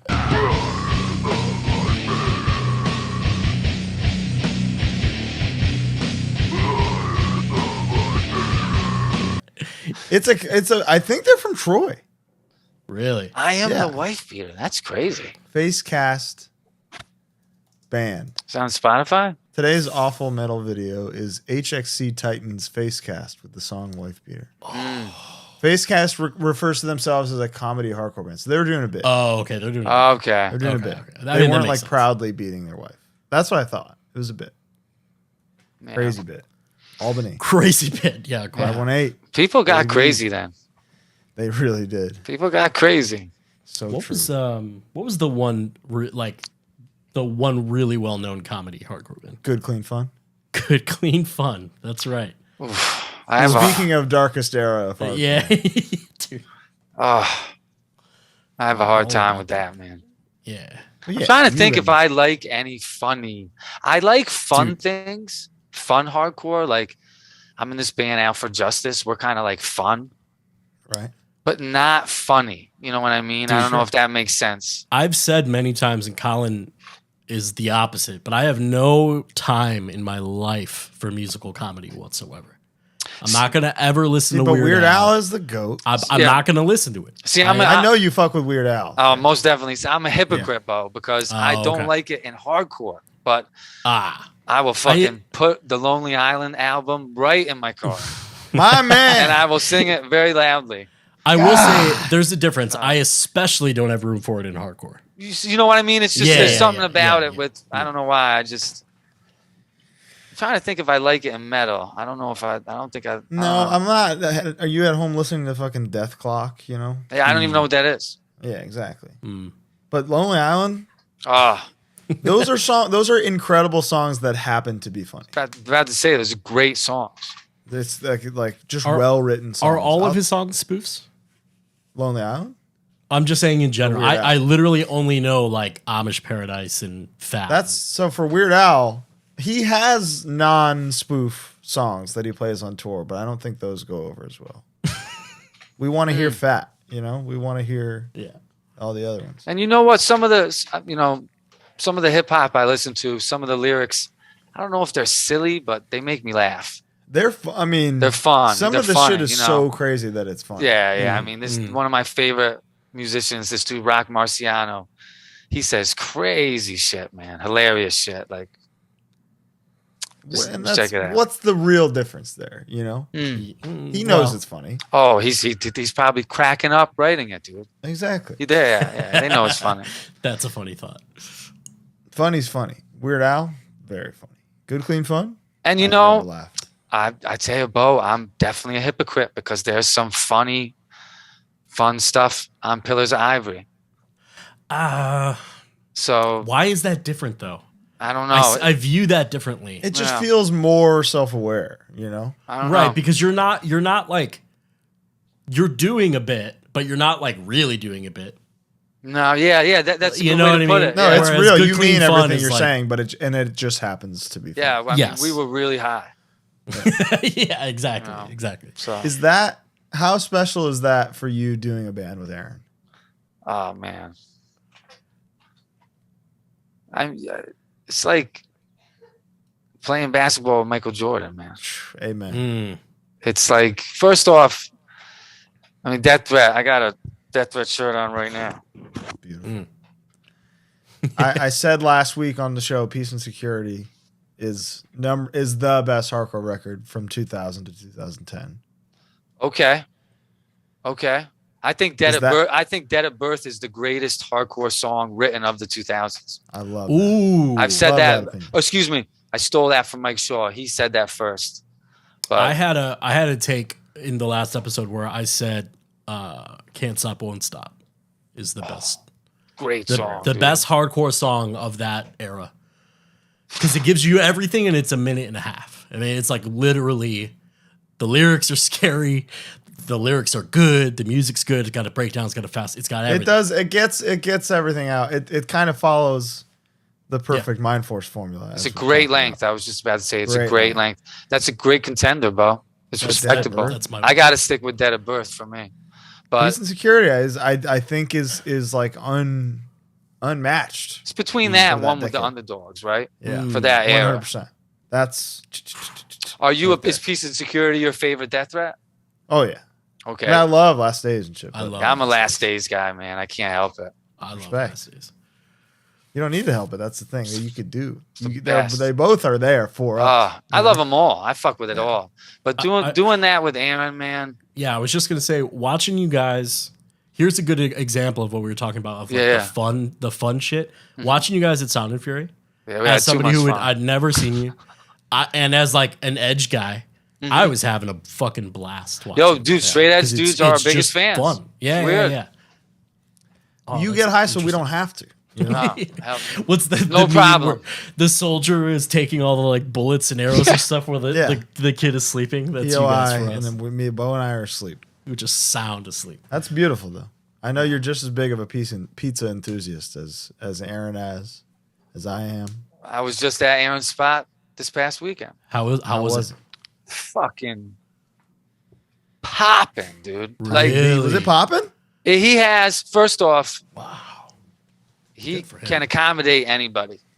Wow. Like, you can show up with your vegan friends, anybody. And also, too, Aaron, the same way we have years of experience writing mosh parts, Aaron has years of experience experimenting and creating pizza all over the world.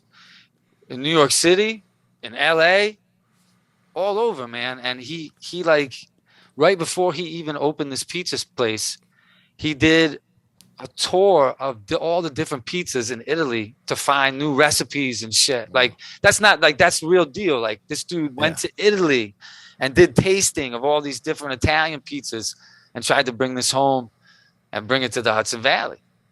There's a Roberta's here now.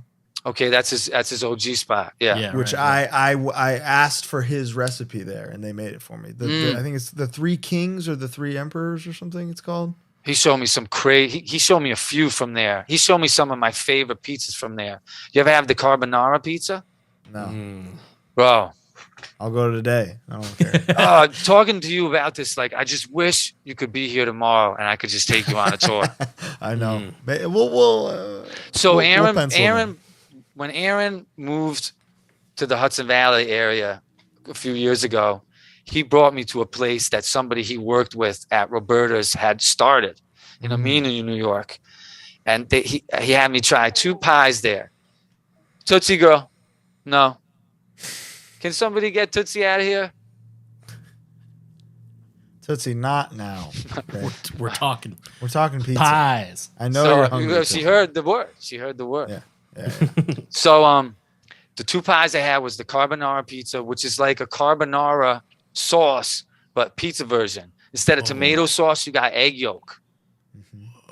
Like, to make this, you crack the egg yolk in a plastic bag, poke it, and put it on like sauce. Does it bake with the carbonara sauce, or is that kind of put on at the end? You put the egg yolk on after.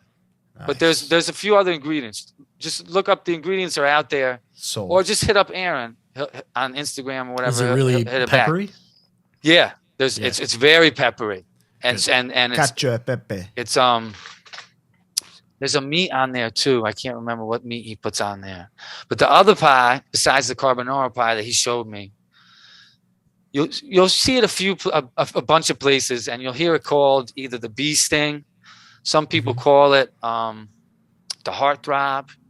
See, the bee sting I had at Roberta's as well. Okay. Incredible. Is it hot honey? Yeah, that's the one, but that's a Roberta's recipe. It's the hot honey, and I think it's the hot superseta or the hot pepperoni. I'm not sure. Some people use different things, but yeah, it's the sweet hot. It's the sweet and hotness. It's crazy, man. Getting into spicy foods within the last few years and then discovering hot honey pizza blew my mind. I can't do a whole pie of it, I'll be honest. No, I got to split it with someone and get something. Yeah. Even like a personal joint, Colin? I could do a personal one, but that's just that's so rare of an experience for me. I could eat, brother. Let me tell you. Don't let the skinniness fool you, my friend. I don't. I'm literally on a doctor's diet right now because of what a pig slob I've been. Really? Oh, dude, I've Welcome. been having to be fucking, bro. It doesn't end in a good place. I'll leave it at that. Okay, I see. But I mean, I'm a harsh version. Like, do you eat vegetables? Barely, dude. Bro, you know the lettuce in them Big Macs? Bro, my wife sent me to get lettuce the other day. I didn't know how to buy it. Wow. Like, I didn't even know. Like, I try to tell people, like, I know. I got spring mix or something. Romaine, babe. Classic. Romaine's great. Yeah, romaine. Yeah. Romaine's classic. And, they always got them E. coli outbreaks. I still, though, even though I'm eating healthier now, I'm not fucking with lettuce, man. Lettuce isn't for me. Lettuce sucks. It's just water. I fuck with like spinach and shit like that. See, I don't like spinach. I'd take a spring mix over a spinach. Dude, cooked spinach is one of the worst things. It's the worst food ever. Yeah, it's terrible. But all I've eaten my whole life is pasta, different type of breads, meats, and fast food. You are blessed genetically. Well, see, that's the thing, bro, is I'm thinking, I'm healthy eating like this because I'm not gaining any weight. And it's starting to like cause injuries with me and shit. Like, my body's so inflamed from eating so poorly my whole life that as I get older, I'm getting injuries a lot quicker because of my diet. They think you got to do that's one thing. You know, there's a whole bunch of factors, stress, all that shit. But sure, Colin's method is genius. What's his method? He works out like a fucking maniac and takes care of himself so that he can then be a slob. I'm falling off, bro. I work out like a motherfucker, but I'm telling you, man, getting old is a bitch. Yeah. I'll leave it at that. They got. For the past 2 months, I've been eating gluten-free. Yo, it's my wife's rough, on it. Dude. It's miserable. It's rough. I have 2 cheat days a month where I just fucking go insane. But I got to keep doing it because I feel better. Pizza now. Oh, you feel better, dude? If you feel better, that's it. The only person that has made gluten-free pizza that has been good is Aaron. There you go. Only one. How far are you from Tommy B's? 40 minutes. Holy my goodness. All right. So that's a trek if you want to. I mean, you know, when you're living in the Hudson Valley, that's really not that far, man. Things are far apart in the Hudson Valley. Everything's 40 minutes? Kinda. Yeah, kinda. Everything's 40 minutes. It's a lot of forest out here, man. Right. Oh, gorgeous. Yeah. I bet. What's your favorite style of pizza? Your 2 days are coming up. I like your classic New York or your Neapolitan. I love a Neapolitan. That's probably my favorite. Neapolitan's your favorite? Probably, yeah. Wow. It's just so easy to make them without love, you know? The thing, because they're that you can make them. Like we could make them at home, and it's not going to be the same. What I love about them is the same thing I love about Hey Food. It's so simple. Yeah. But if the guy making it is using the right ingredients, it's the best shit ever. Wow. I got no counter argument. Yeah. That's the thing is you can have Neapolitan. A lot of places you go, like there's all these spots in Brooklyn now. Every other fucking block's got a Neapolitan spot. That's my problem. And it's the same thing. And none of it's bad. No. But bro, my friends, I could take you to Posto Pizzeria in Rhinebeck, New York. You'll never be the same again. Okay. I want to never be the same. You will never be the same again. It's rare to experience that with a Neapolitan pie. Because that's probably my favorite pizza of all time. My favorite place. And I'm not saying it's the best. There is no best. Everybody has their favorites. That's right. Yeah. But my favorite is not in New York City. It's in the Hudson Valley. Posto. Do you think there's some like regional bias there though? Is it nostalgic? You tell me after you try it. I will. Let's book a gig in Hudson Valley. I'll be there. Yeah. It's there might be a little regional bias, but I'll let you know. I mean, it's in the. I mean, don't get me wrong. The city's got some great spots, some of the best spots, some of my favorite spots ever. DeFara, you ever have that in Brooklyn? I haven't had DeFara yet. It was too, dude. I think it was too deep for us to go to, but we went to L&B. That's fucking good. Did you go to any places on Mulberry Street in Manhattan, Little Italy? Manhattan.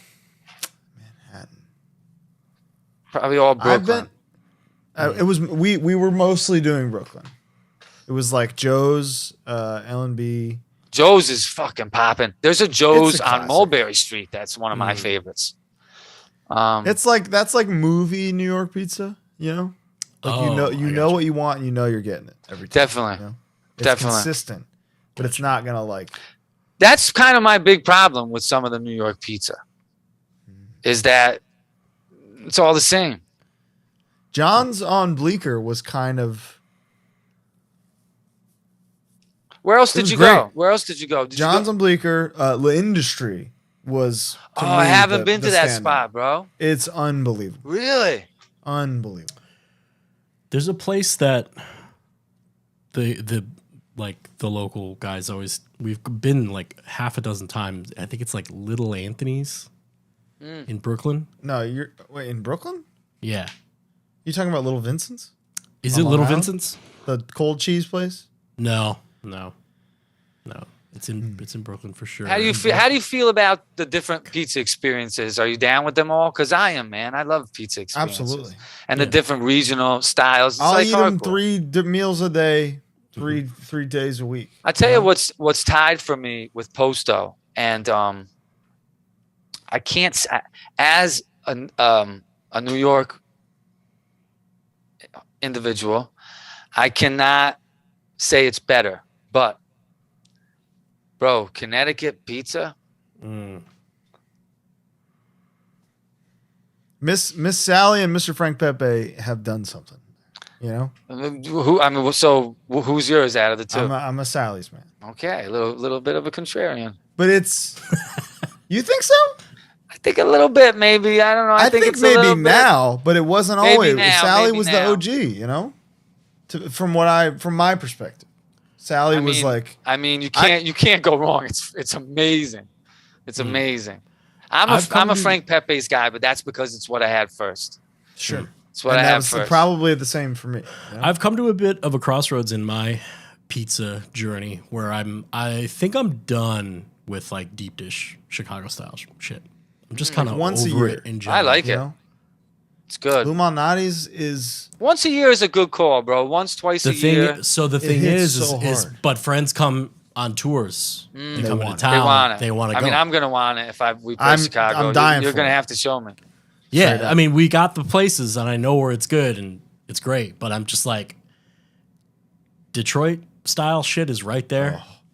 And how do you guys feel about the Detroit style craze right now? It's definitely a fad. Definitely a fad. It's a little much for me. Back off a little bit. But I agree. Like there's like 12 Detroit style places that just opened here. 2 of them are genuinely great. I when Detroit style is done right, it's fucking unbelievable. Because you get the satisfying crust. You get the satisfying bite that you get from Chicago style shit, the deep dish shit, but then it's like airy. Yeah. You don't feel like garbage afterwards. When we go to Pequod's, I can only eat 2 slices. Yeah, you're fucked up. I can demolish an 8-corner. Yeah, no problem. I refuse to not demolish. You know what I mean? Yeah. So I don't know. I'm a bit of a convert. It makes me sad as a Chicagoan. Do you guys make pizza at all? Fuck no, dude. If I'm gonna make it, I want to make the dough. Want that. If I'm gonna make it, and I'll send you my grandmother's dough recipe. I want Nona's recipe. I need and what's cool about that is I don't make a lot at my house, but my few items, my few dishes, man, I got some guff behind them. Like my French toast is pretty popping. Nice. My pizza's off the chain, but Aaron's helped me so much even with that. Sure. You know, we made pizza together in my kitchen. It's fucking amazing. Is your pizza sauce different than your like family's centuries old marinara? Same one. See, I use the Mike Cesario, the original drummer of Twitching Tongues. Mm-hmm. His family owns an Italian restaurant, and he let me in, bless his heart, on the Cesario family marinara years ago. And now it's like if I eat something other than that, I'm kind of having a bad time. So I do, and a lot of people won't admit this. I do think there's some good sauces out there in the store. I think there's one that's Rouse? good. Rouse. That's the one. Rayo's is good, man. Their vodka sauce is dynamite, bro. It tastes like the real thing. I don't know how they do it. That's a restaurant I really want to go to, but you gotta like book it 9 months ahead of time. Well, how they do it is the jars are like $8 a pop, and like a ragu is under $3. So they just put better shit into it better time. Yeah, you know. But how do you preserve like a real San Marzano tomato? You know? Yo, I just saw a thing on Instagram. I don't know what it was. Maybe like growing up Italian or some stupid shit like that. But they had like this famous Italian cook saying that he would prefer, if he was cooking in America, a fresh tomato from New Jersey rather than a San Marzano tomato. Really? Yeah. And the people... Was he in like a gray suit? Yeah. Yeah, I saw the same thing. And like the hosts were like, wow, you're going crazy. They asked him. And he broke it down. He was like, scientifically, what that tomato, what that's going through in the aluminum, how long it hasn't been fresh. Yeah. And so, you can't always follow the lore. Yeah. You gotta try things out for yourself, because that's one of the things that I think makes Posto, the place in the Hudson Valley that I go crazy over, so good. Those real Jersey. I don't know what is these tomatoes they're using are so fresh, bro. They're so fresh. I mean, that's everything. The dough and the sauce is really 99%. Sorry, I didn't mean. Yeah. They ask this dude, this Italian guy, like, what makes a San Marzano tomato like so influential, so popular, so blah blah, and he says because it's from San Marzano. Like, he says something like the hype or something. It's like just the name. Wow, that's it. I mean, that's the only ones I buy. So should I stop? No way, because they're still popping, motherfucker. They're still fucking great, but I saw that same exact thing. Yeah, it is growing up Italian. That is what it's called. I'll check it out. I didn't get to grow up Italian, so maybe I could learn some stuff. Do you see that? You see that post recently? The "Is hardcore safe for Italian people" one? That can't be fucking real, man. No. It says, I've been Italian for basically my whole life, and I always wanted to go to a hardcore show. I'm not sure Italian people are welcome. Thanks again, Italian flag, pasta emoji, pizza emoji. You think it's safe for Italian people? Hell yeah, it's safe for Italian people. We'll take care of anybody who makes it not safe. You heard it here. Hardcore that shit is isn't real, man. No, it's not real. It's a bit. Well, let's do some questions, Colin. Well, I got 2 questions for Jay. Let's hear. When Mindforce is playing, POI is playing. I'm having so much fun. Who do you do? Yeah, well done. Oh shit! Like who? Okay. Who do you do? How many do I get? As many as you need, bro. Yeah, as many as you need. Typically, it's like 2 to 3. I think I got like 4. It's fine. I love it. Chaka from Burn. Wow. Eddie from Leeway. Yeah. Aaron from Death Threat. Aren't we all? Raekwon from the Wu-Tang Clan. Wow. Wild card, 4th pick. Either him or that dude I mentioned earlier, Rock Marciano. Hip hop has a big influence on my live performance, I guess you could say. I would say that shows. And my second question pertains to that because we did the Master Killer tier thing last week. I love that. All our records that we think are on tier. We didn't really get to talk about a lot of hip hop because we're uneducated. Yep. What are the hip hop Master Killer tier records, Jay? There's a couple for me. What do we said Illmatic and Liquid Swords and Back to. It's weird. When you were doing the Master Killer list, did you have any moments with certain bands where there were 2 albums where you're like, this is kind of the Master Killer in society, but this is my favorite? Yeah, we did. So what becomes your Master Killer then?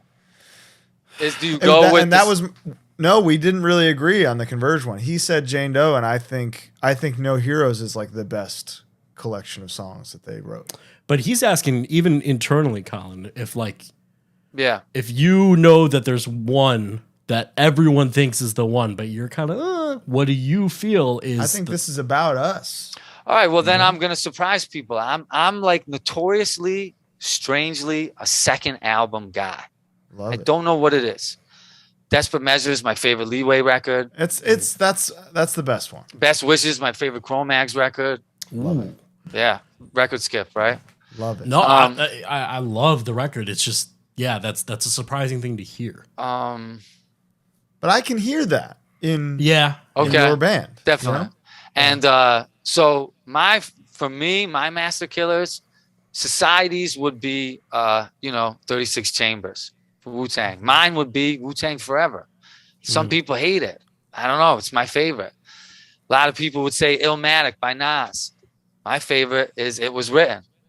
It's the second one. You know what I mean? A lot of people would say Shook One's Mobb Deep. I might go with Murder Music. You know what I mean? I'm not as much of a casual rap music listener. You know, I like a little bit of a deeper cut sometimes for some choices. You like when they really find their own, is like what that says to me. Is like most definitely. And a lot of those, I'm a little younger, so a lot of those were the first ones I heard. I wasn't there, I was playing with He-Man or some shit when Illmatic came out. But that's why I can comfortably agree with you on Best Wishes, Desperate Measures, etc. Because like we can remove ourselves from the bias of being there when these things came out and just say, hey, I'm looking at these from the perspective of are the songs better? Yeah, that makes sense, man. And they are. Yeah. Especially with Desperate Measures. Well, it's not even close to me. I mean, Desperate Measures has Pokey on drums. Groove Master, bro. Groove Master. I love him. I'm like, I love Age of Quarrel. I don't know where I'm going with this. No, go with it. Follow the road, brother. But it's not. It's about Bad Brains' quickness. Okay, because that's my shit. Bad Brains. See, I'm more of an eye against eye guy. Okay. Quickness. Same. I'm a quickness guy. Mackey's drumming is so wild on those. It's fucking crazy, dude. It's wild on quickness. I always forget that he played drums on this. It makes the album for better or worse. It makes the album special in a way. Because Mackey's it's way more raw. Where Eye Against Eye is like so dialed in. Yeah. Yeah. They sound so pro, and I kind of like that. You know. But Quickness is a little harder. Which is sick. Quickness is the hard record in my opinion. Yeah. Quickness was the record. Like a lot of my favorite records are my favorite records because like my favorite old head mosher was like, yo, this one, motherfucker. That's everything I like. You know what I mean? Yeah. So, and that was that for me. That was that for me. So my whole life is that because I don't know if you know this story, but my brother grew up with Matt Grippo. Oh no, he told me. Your brother told me the story. Yeah, yeah. And that's which is amazing. Which is crazy, man. We're part of the same team, brother. I know. We're right there, and it's like truly this would not be a thing without that insane and like chance. I'm just as much a Connecticut guy as I am a Hudson Valley guy. The Hudson Valley is right on the line, man. My first shows were in Connecticut before New York City.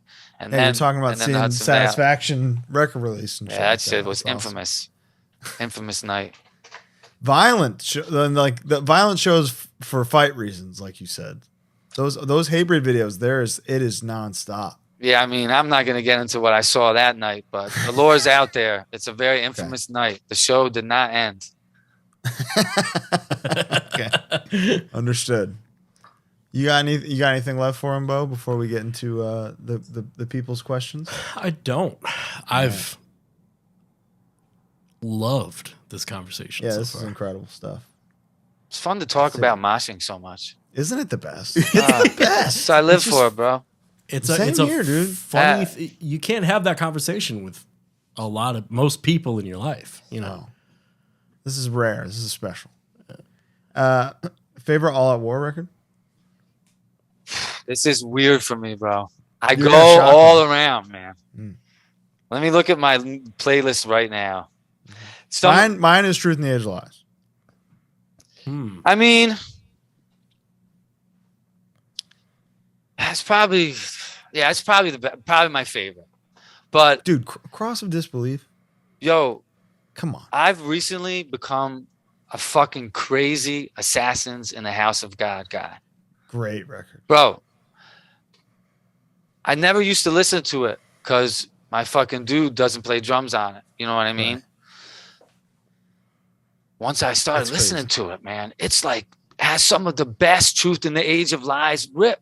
You know why that shit is so good, bro? Because they got Big Jimbo back for it. He left before Condemned for Suffer. They got Jose from End of One on guitar. I mean, he's a big reason why that shit is fucking dope. Right. But then when Big Jimbo came back for Assassins in the House of God, I feel like he brought back that flavor. Yeah. And in between that, those dudes were doing a band called Through Blood Reborn. You guys ever hear of them? No. Miss me. I'm sending it to you tonight. I'm going to love it. It's the greatest Hudson Valley hardcore band. Wow. It's Dissolve and All Out War together. It's a super group. It's basically just All Out War with the singer of Dissolve. So it kind of sounds like it's more like hardcore singer over All Out War stuff. Yeah, where it's just straight up like if the right person heard it, they'd be like, "Oh, this is a death metal band." Straight up. Yeah. That's cool. That's very cool. Yeah, I'm going with Truth in the Age of Lies. It's just like, but I fuck with a lot, bro. It's all good. That's the thing. Dude, the Dying Gods EP, what? It's one of the best comeback records ever. 20 years. How long have they been a band? 21, 22 years at that point? For me, that record, the Into Another record, and the Maximum Penalty record are the trilogy of ultimate comebacks. There's none better. Which one is the Into Another record? Omens. Oh, dude, it's good. If you don't fuck with them, you're not going to like it. No, I do. I just wasn't sure which one is the hell yeah. Record. So you're on that higher level musical shit. Hell yeah, man. It's unreal. That's my favorite album of 2022. The Omens record from 2000. So good. I talked to some people that say it's one of their best records. It's hard not to say it's their best collection of songs. It's really well put together, man. It's perfect. Got that little break in the middle, you know? Oh, it's great. It's great. Epic closer, big pits. I heard some infamous lore about Into Another.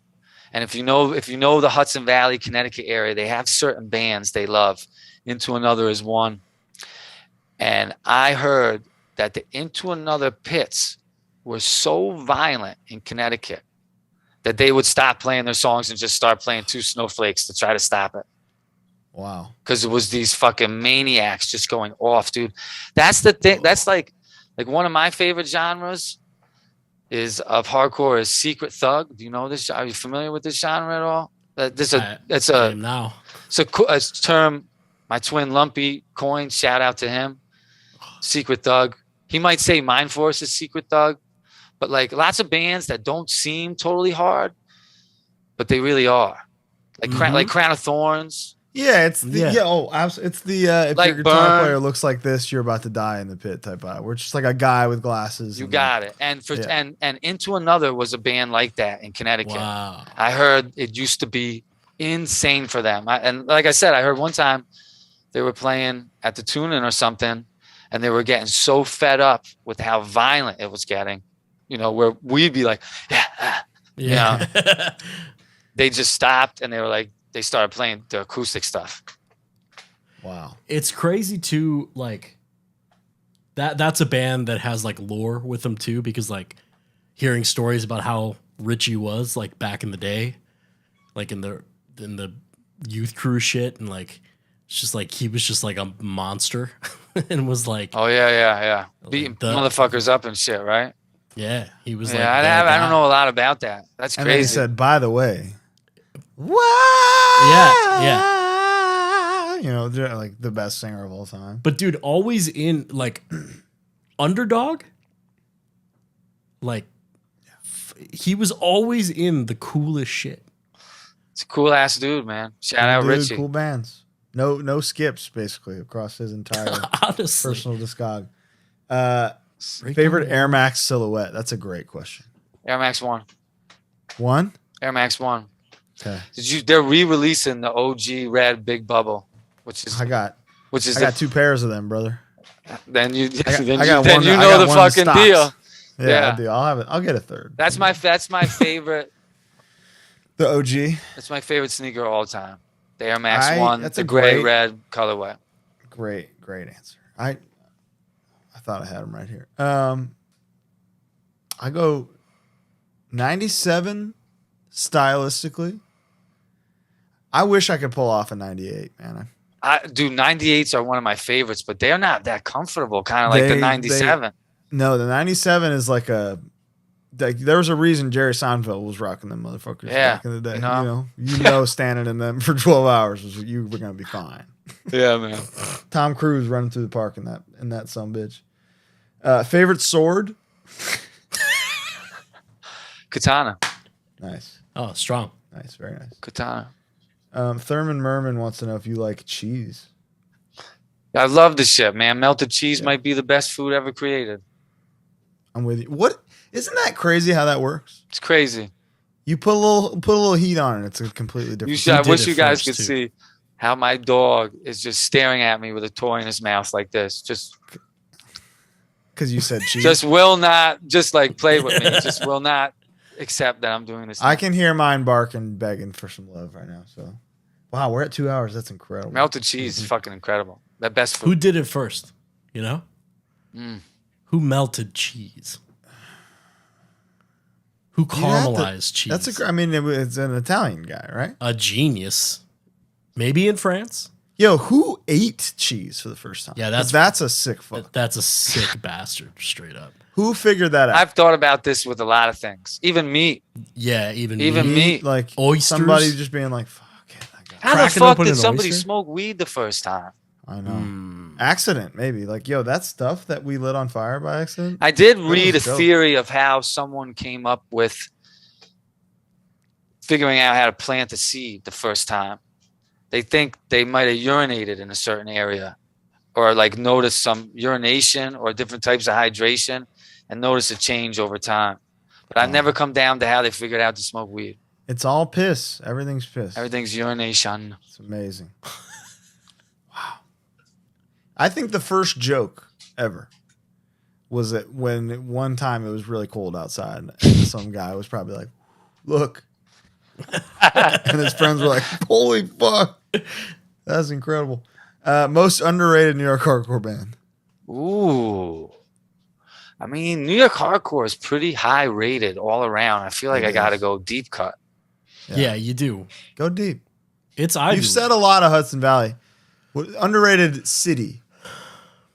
Oh, City of Poughkeepsie is underrated in every way. No. Most underrated like NYC band rather than because you said a lot of great Hudson Valley. I said too much. Yeah, okay. Oh, well, Queens is my favorite borough.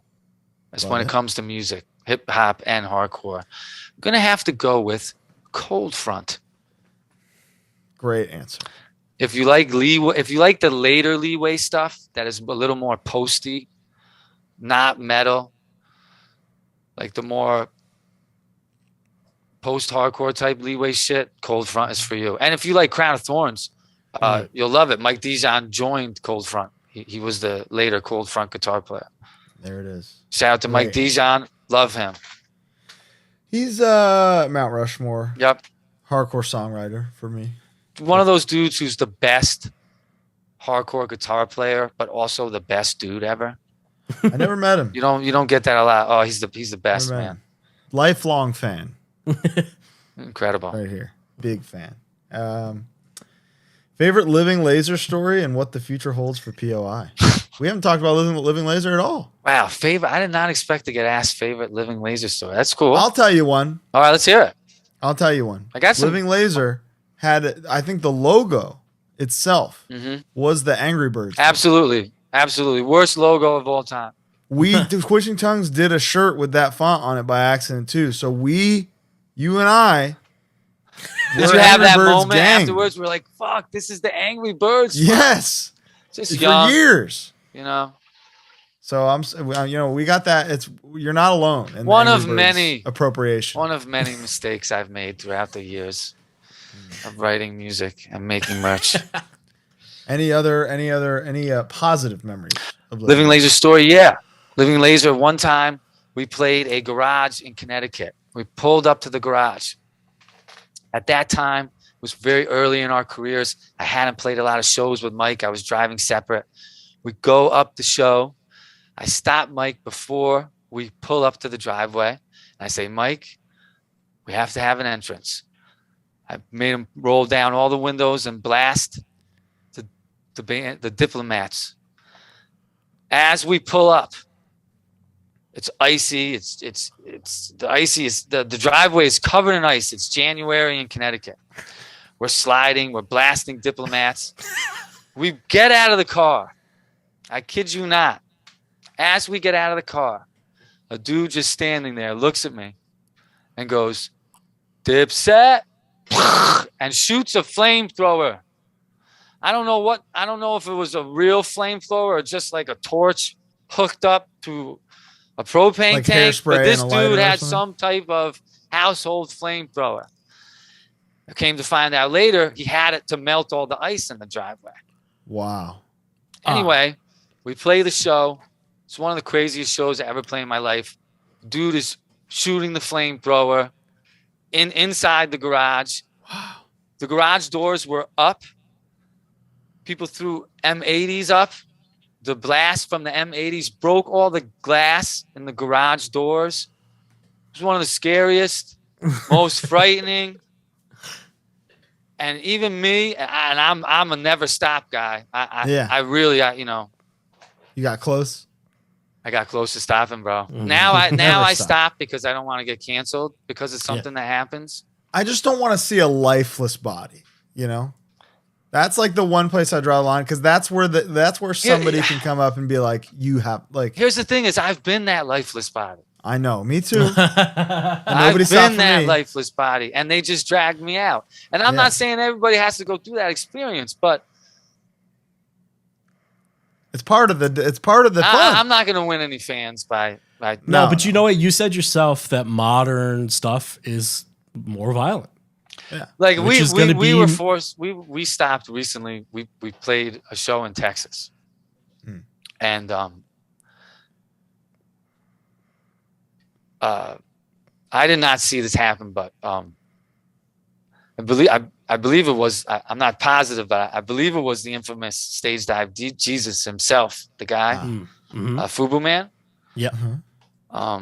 And I'm not sure, so please don't crucify me if I get this wrong. But I believe he got knocked. He was in a situation where this gentleman was out. Wow. Bad. You know what I mean? I read someone tweeted like they killed Fubu Man. Like I think he got it. He Fubu got it. Man was out? I didn't know they killed him. Yeah. Right. There's a video of this. I'll send you. Okay. And the guys in my band were like looking at me like, yo, man, should we stop? And I was like, what the fuck? Don't stop, because some of my favorite memories were riots happening around me and all that war is just keeping it going. You know what I mean? And it's crazy experience, but I understand it's a different time and everything. Finally, people they like literally come up and catch the cymbal. They stop us. And then everybody sees, and then I see that, there's a man on the ground. And, that yellow jersey. And you're like, and so you got to stop these days, but it's so much fun to play through a fucking fight, man. Through a fight, there's no stopping. I'm never stopping for a fight. Yeah, that's different. That's different. Because then it's like, not only you know what you're doing, and and like, fuck you, like we're playing. Yo, we rocked so hard that you started fighting. Thank you so much. We'll keep doing that, You ever hear of people like, I seen Bloodlet do this, they go right into Eye of the Tiger? There are fight songs.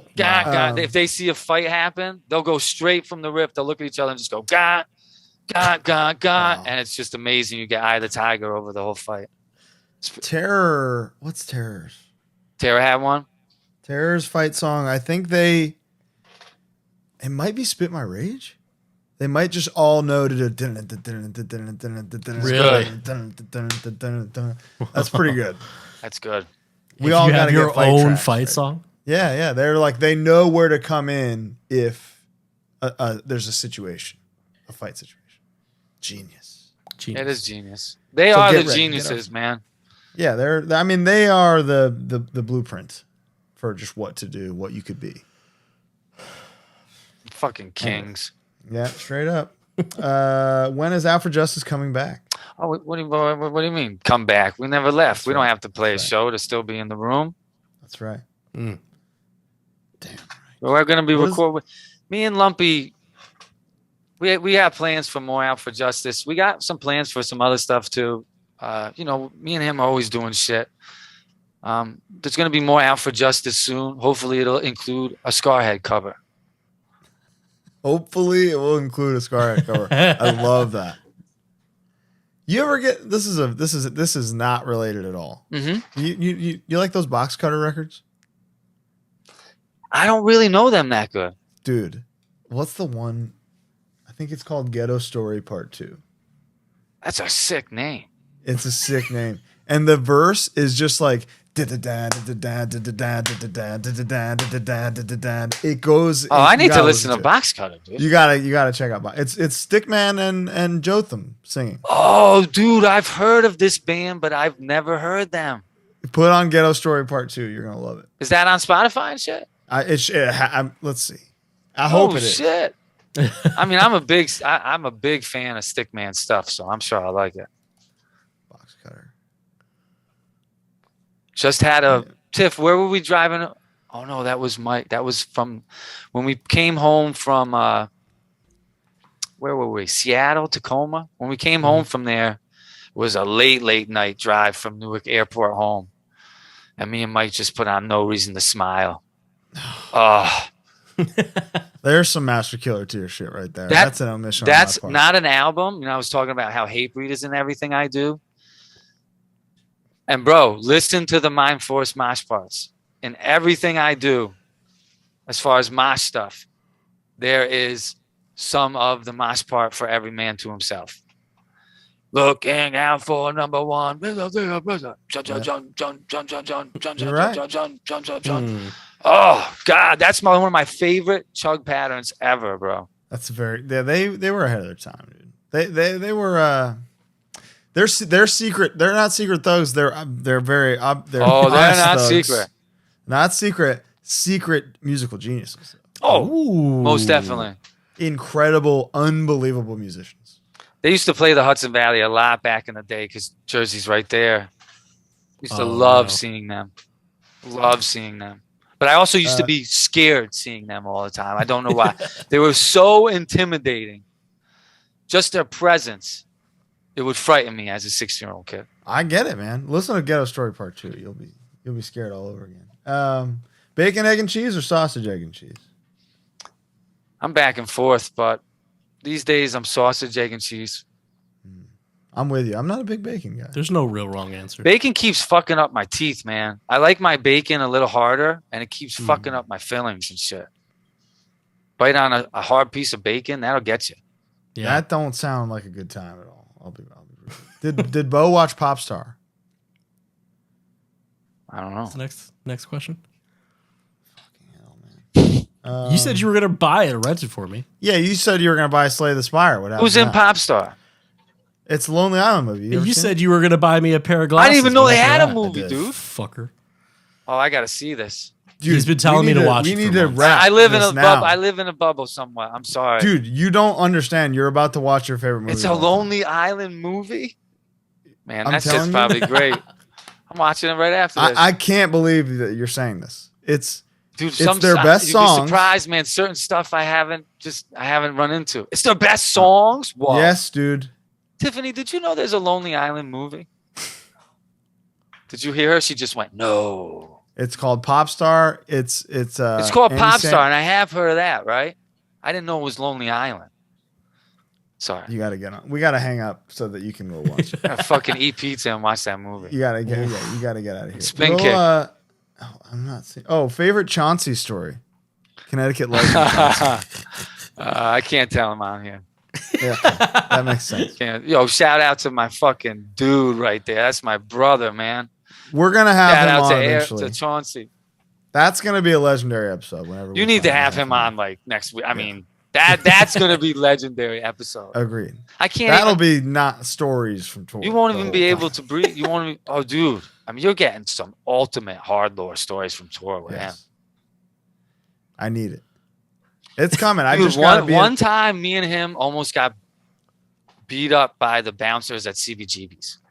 I mean, maybe we wouldn't have gotten beat up. There was a lot of us, but we were so high, we thought we were going to get beat up. That's fair. That was a crazy. We were smoking weed backstage, and they had the no cigarette smoking inside had just kind of started.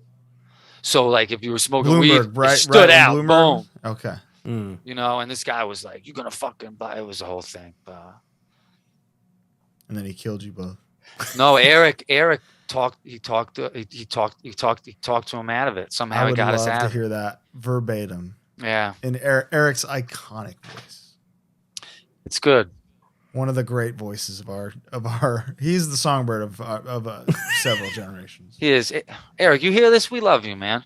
We really do. He's. I will never forget because when Sean Martin joined Twitching Tongues, it was like I think Eric was one of the guys. Another one of the greats, man. Yeah, that's your whatever Eric. Whatever he needs, he gets. I mean, he's a fucking king. I'll do anything for him. But that was one of the guys where I think Chauncey was one of the reasons. Chauncey being like, yo, those dudes are, like just putting on for us a little bit was enough. But I'll never forget that first show back was at Gilman, where Sean played. First show with Sean. Okay. And Eric was just on stage, like tears from his eyes while it was happening. It was the best. Like looking at that was one of the best moments of like my whole life. Just looking. Wow. Is there anything better than having the people you love so much on stage with you when you're fucking just bringing the pain? No. Absolutely best. not. I saw a tweet recently. I don't know who it was. I think it was somebody from LDB Fest. Mm-hmm. And I don't know them that good, so I mean nothing by this, but they were talking something like, there's not going to be that many people on stage for our thing, like when they were talking about like FYA or something like that. Yeah. Mm-hmm. And I remember just thinking, man, why you gotta ruin everybody's fun? Yeah, when it gets to the point where like members of the band can't move, it's like that's when it's a problem. But from a performing perspective, if I look to my left and right and I see my boys in some capacity, I'm having a way better time. Yeah. I guarantee you people in my band, especially the instrument players, will not agree with me. I love when it gets so the guitar player can barely move. That's fair. I want my shit to look like a Mobb Deep show in Queens, man.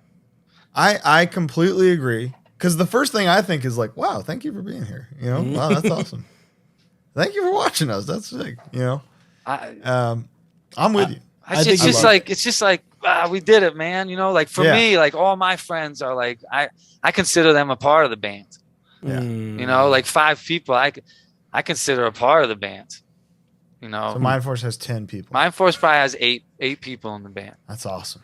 Yeah, a bunch of them I put even in the liner notes. You know, I put the players and the team. Love it. You know, I need those guys up there. You know, how do you feel about it, Bo? I think a fest shouldn't really weigh in on it. I think the band should have the final say. It's a case by case basis. They're performing. I want who I want on stage while I play. If POI plays another show and there's not at least 37 people on stage, I will not walk on stage. I love that. I will not walk on stage. And I know Aaron will be with me. Oh, I guarantee it. He'll be with me. He'll have pre-rolled. Chauncey's pre-rolling joints now. Pre-rolling them. And he's pre-rolling 37. And LDB Fest and Associates, I know that you're here with us listening. I love LDB Fest. We love the fest. One of my favorite shows I've ever played was LDB. Can't wait to go next month. I also think that people don't, from like pictures and stuff of FYA, you don't get the perspective of like, there's a bunch of people on stage. There's a lot more people not on stage. Like it didn't look that crazy. I mean, don't get me wrong. I totally get why it sucks for a lot of people, but for me, it's fun.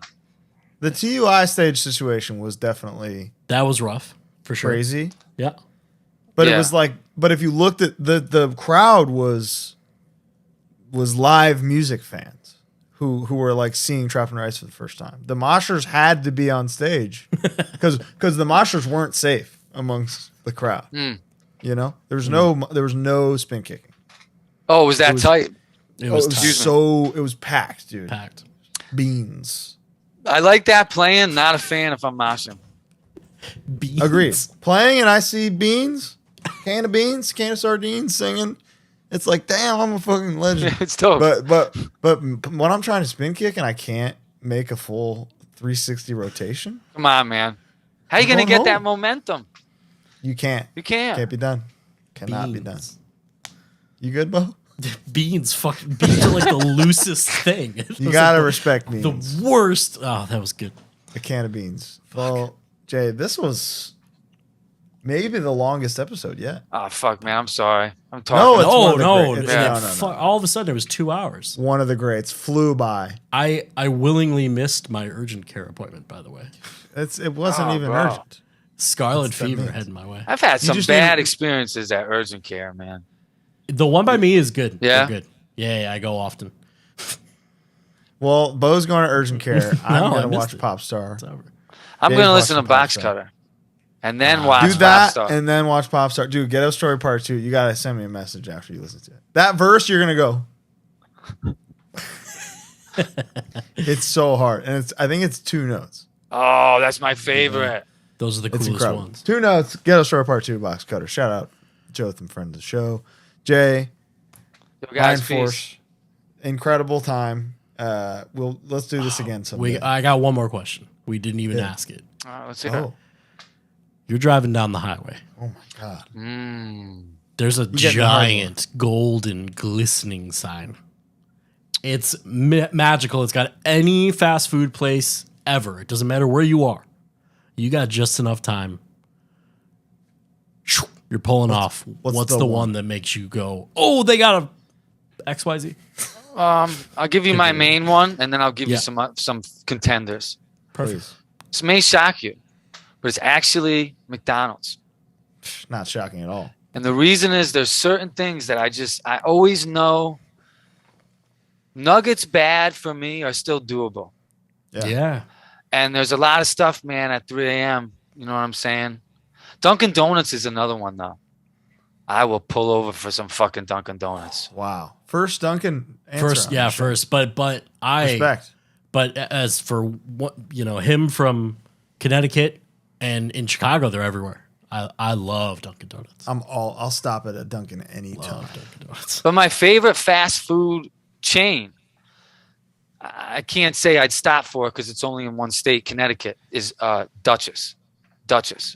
I'm not experienced. Wow. We've not talked about Duchess on the show. It's a Connecticut staple. Frank Pepe's, Duchess, fucking stage diving. Yeah. Connecticut. That's it. Yo, I can't believe you've never had Dutchess. I probably had it when I was 10 or so. You most definitely did. I moved a long time ago, so the buns, bro. Yeah, it's just my dad didn't know shit about. He didn't never. We lived between a McDonald's and Burger King, so that's what we were getting, And then my mom. Oh, I fuck with Burger King. There's a lot of Burger King haters. Dude, there's a lot of haters, and I also fuck with Burger King. I fuck with Burger King, dude. Their fries are fucking good. I love the fry, but BK has scorned me more than anywhere. What's your favorite, like, at McDonald's or Burger King or Wendy's? What's your favorite, like, I don't know if this is the right term, seasonal, not seasonal, like they only have it for a little bit. Oh, I know. This is hard for me. There's a few things. The Italian chicken sandwich from Burger King. Oh, dude, I've never had that. It's mozzarella with marinara on the chicken sandwich. Do you remember the mozzarella chicken supreme from Wendy's? They haven't done that in years. That shit's. I do remember that. Kind of sounds like that. I'm a sucker for all of that because there's never like a mayo or any bullshit on it. I can always get it exactly how it comes, and that's like my favorite thing. I only like mayo on my breakfast sandwich. Wow, I've never heard that. I'm a fucking freak show, man. That's all right. The spicy McNugget to me. That's mine. Oh, yeah. What are they doing, bro? What are they doing? I'm sorry. I'm getting so passionate. I'm talking loud into the mic. Why? Where is it? Why do they have to take it away, man? Bring it. Give it to me. I'll go there 5 days a week. Why is it so much better than the other chain spicy nuggets? It's crazy.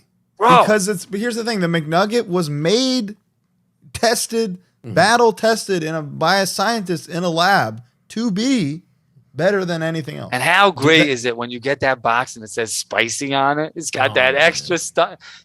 And then you open it and they're a little redder. Yeah. Yo, man. And then they got that sauce. I was on a tear. This is why I gotta fucking go the health diet or whatever. Because I was on a tear. I was going on this drug run to buy a bunch of weed in Massachusetts because it was legal there before it was here. And I would buy a ton of fucking, I would buy a bunch of stuff and I would come back. But right next to the dispensary, I almost gave all the details. Yeah, no. Right next to the dispensary was a extra good McDonald's, bro. McDonald's, dude, it was a better one. They're unicorns, but they're out there. Yeah. And I would get my joint. I would get spicy chicken McNuggets. I would eat the nuggets first. What's the drink? Dude, this is going to shock you. Bottled water. Dasani, a cool Dasani bottled water. I take now it you're soda. sick. Now I believe you. You're sick. Now, it's not because it's Dasani, but just because I'm a water guy. You need a water. I don't fuck with soda, guys. Wow. I don't fuck with soda. And it's not... I blame part of it on my parents. Yeah. I don't know why. We didn't have soda in the house. So I would like go over to my friend's house and be like, damn, what's this shit? This is spicy. And I don't like bubbly drinks. Wow. You're blessed for that because you're honestly, better off. I don't. Yeah. I don't know why. I don't even like seltzer water, none of that. None of that. The my favorite, if I had to, if I'm going soda, is Mountain Dew. Respect. Dude. But I think it's just because it's so sugary. You know what I mean? It is. Yeah. That you can. That's a meal. That's not a soda. One time I ate. One of my favorite old snacks. Like if I just smoked a bunch of blunts and shit all day, then I go home and I'm just on the couch. Yo, box of fruit snacks, bottle of Mountain Dew. I would have believed that you were a fruit snacks guy. I'm definitely a fruit snacks guy. Okay. Fruit snacks that makes a lot of sense. Wow. Man, I'm just thinking about spicy McNuggets now. Yeah, me too. I think I'm they're going to go so to McDonald's. good, dude. Yeah. Dude, the week that they came out, I think You went every day? me and old Brody King probably had between 40 and 80 a day the first week. I would like to one day. I would like to, as a small, I'm just a small little dog. I would like to hang with the Great Danes one day and see if I could keep up. Because I would like to try. I would like to try. I think I might surprise some people. Yeah. I'm with you. I would love to see that because to me, sometimes I'm a little dog with the Great Danes, you know, and I smoke them. Food-wise. I mean, you're kind of a Great Dane, my friend. I appreciate that. That's new though. You know? Okay. I'm new to that. So, but my appetite has been that of a whale or a walrus for, if you will, for decades now. My thing is I can't always eat a lot, but if I like something, I can eat a shitload of it. There's a German word for that. Really? Bo, do you know what it is? No. My wife's from Germany. I don't know if she'll know it. There's a German word for when you're full, but the food is so good that you don't want to stop eating. Can I ask her? You want to ask her? Yeah, let's ask her. Fat ass. Is there a German word for when you're full, but the food is so good you don't want to stop eating? I'm putting her on the spot. She don't know. She's going through everything. That's okay, babe. Yeah, I mean, how would you know something so specific? She did great. Yeah. She did so great. I swear it's a thing, though. Schade. To my German, I see Waldensamkeit, which means the feeling of being alone in the woods. So I don't think that's it.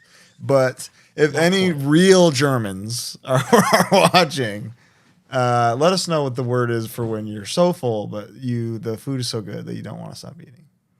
But that's it for today. We called them Americans. Yeah. That's what we're going to say. It'll just say my full legal name. So that's really fun. Jay, thank you so much. Thank you guys, man. Yeah, shout out to Mindforce, Pillars of Ivory, Hudson Valley. Thank you. Incredible episode. Shout out to you guys. Thank you all for watching. Thank you, Jay, for joining us. Have a great night. Peace. Bye. Bye.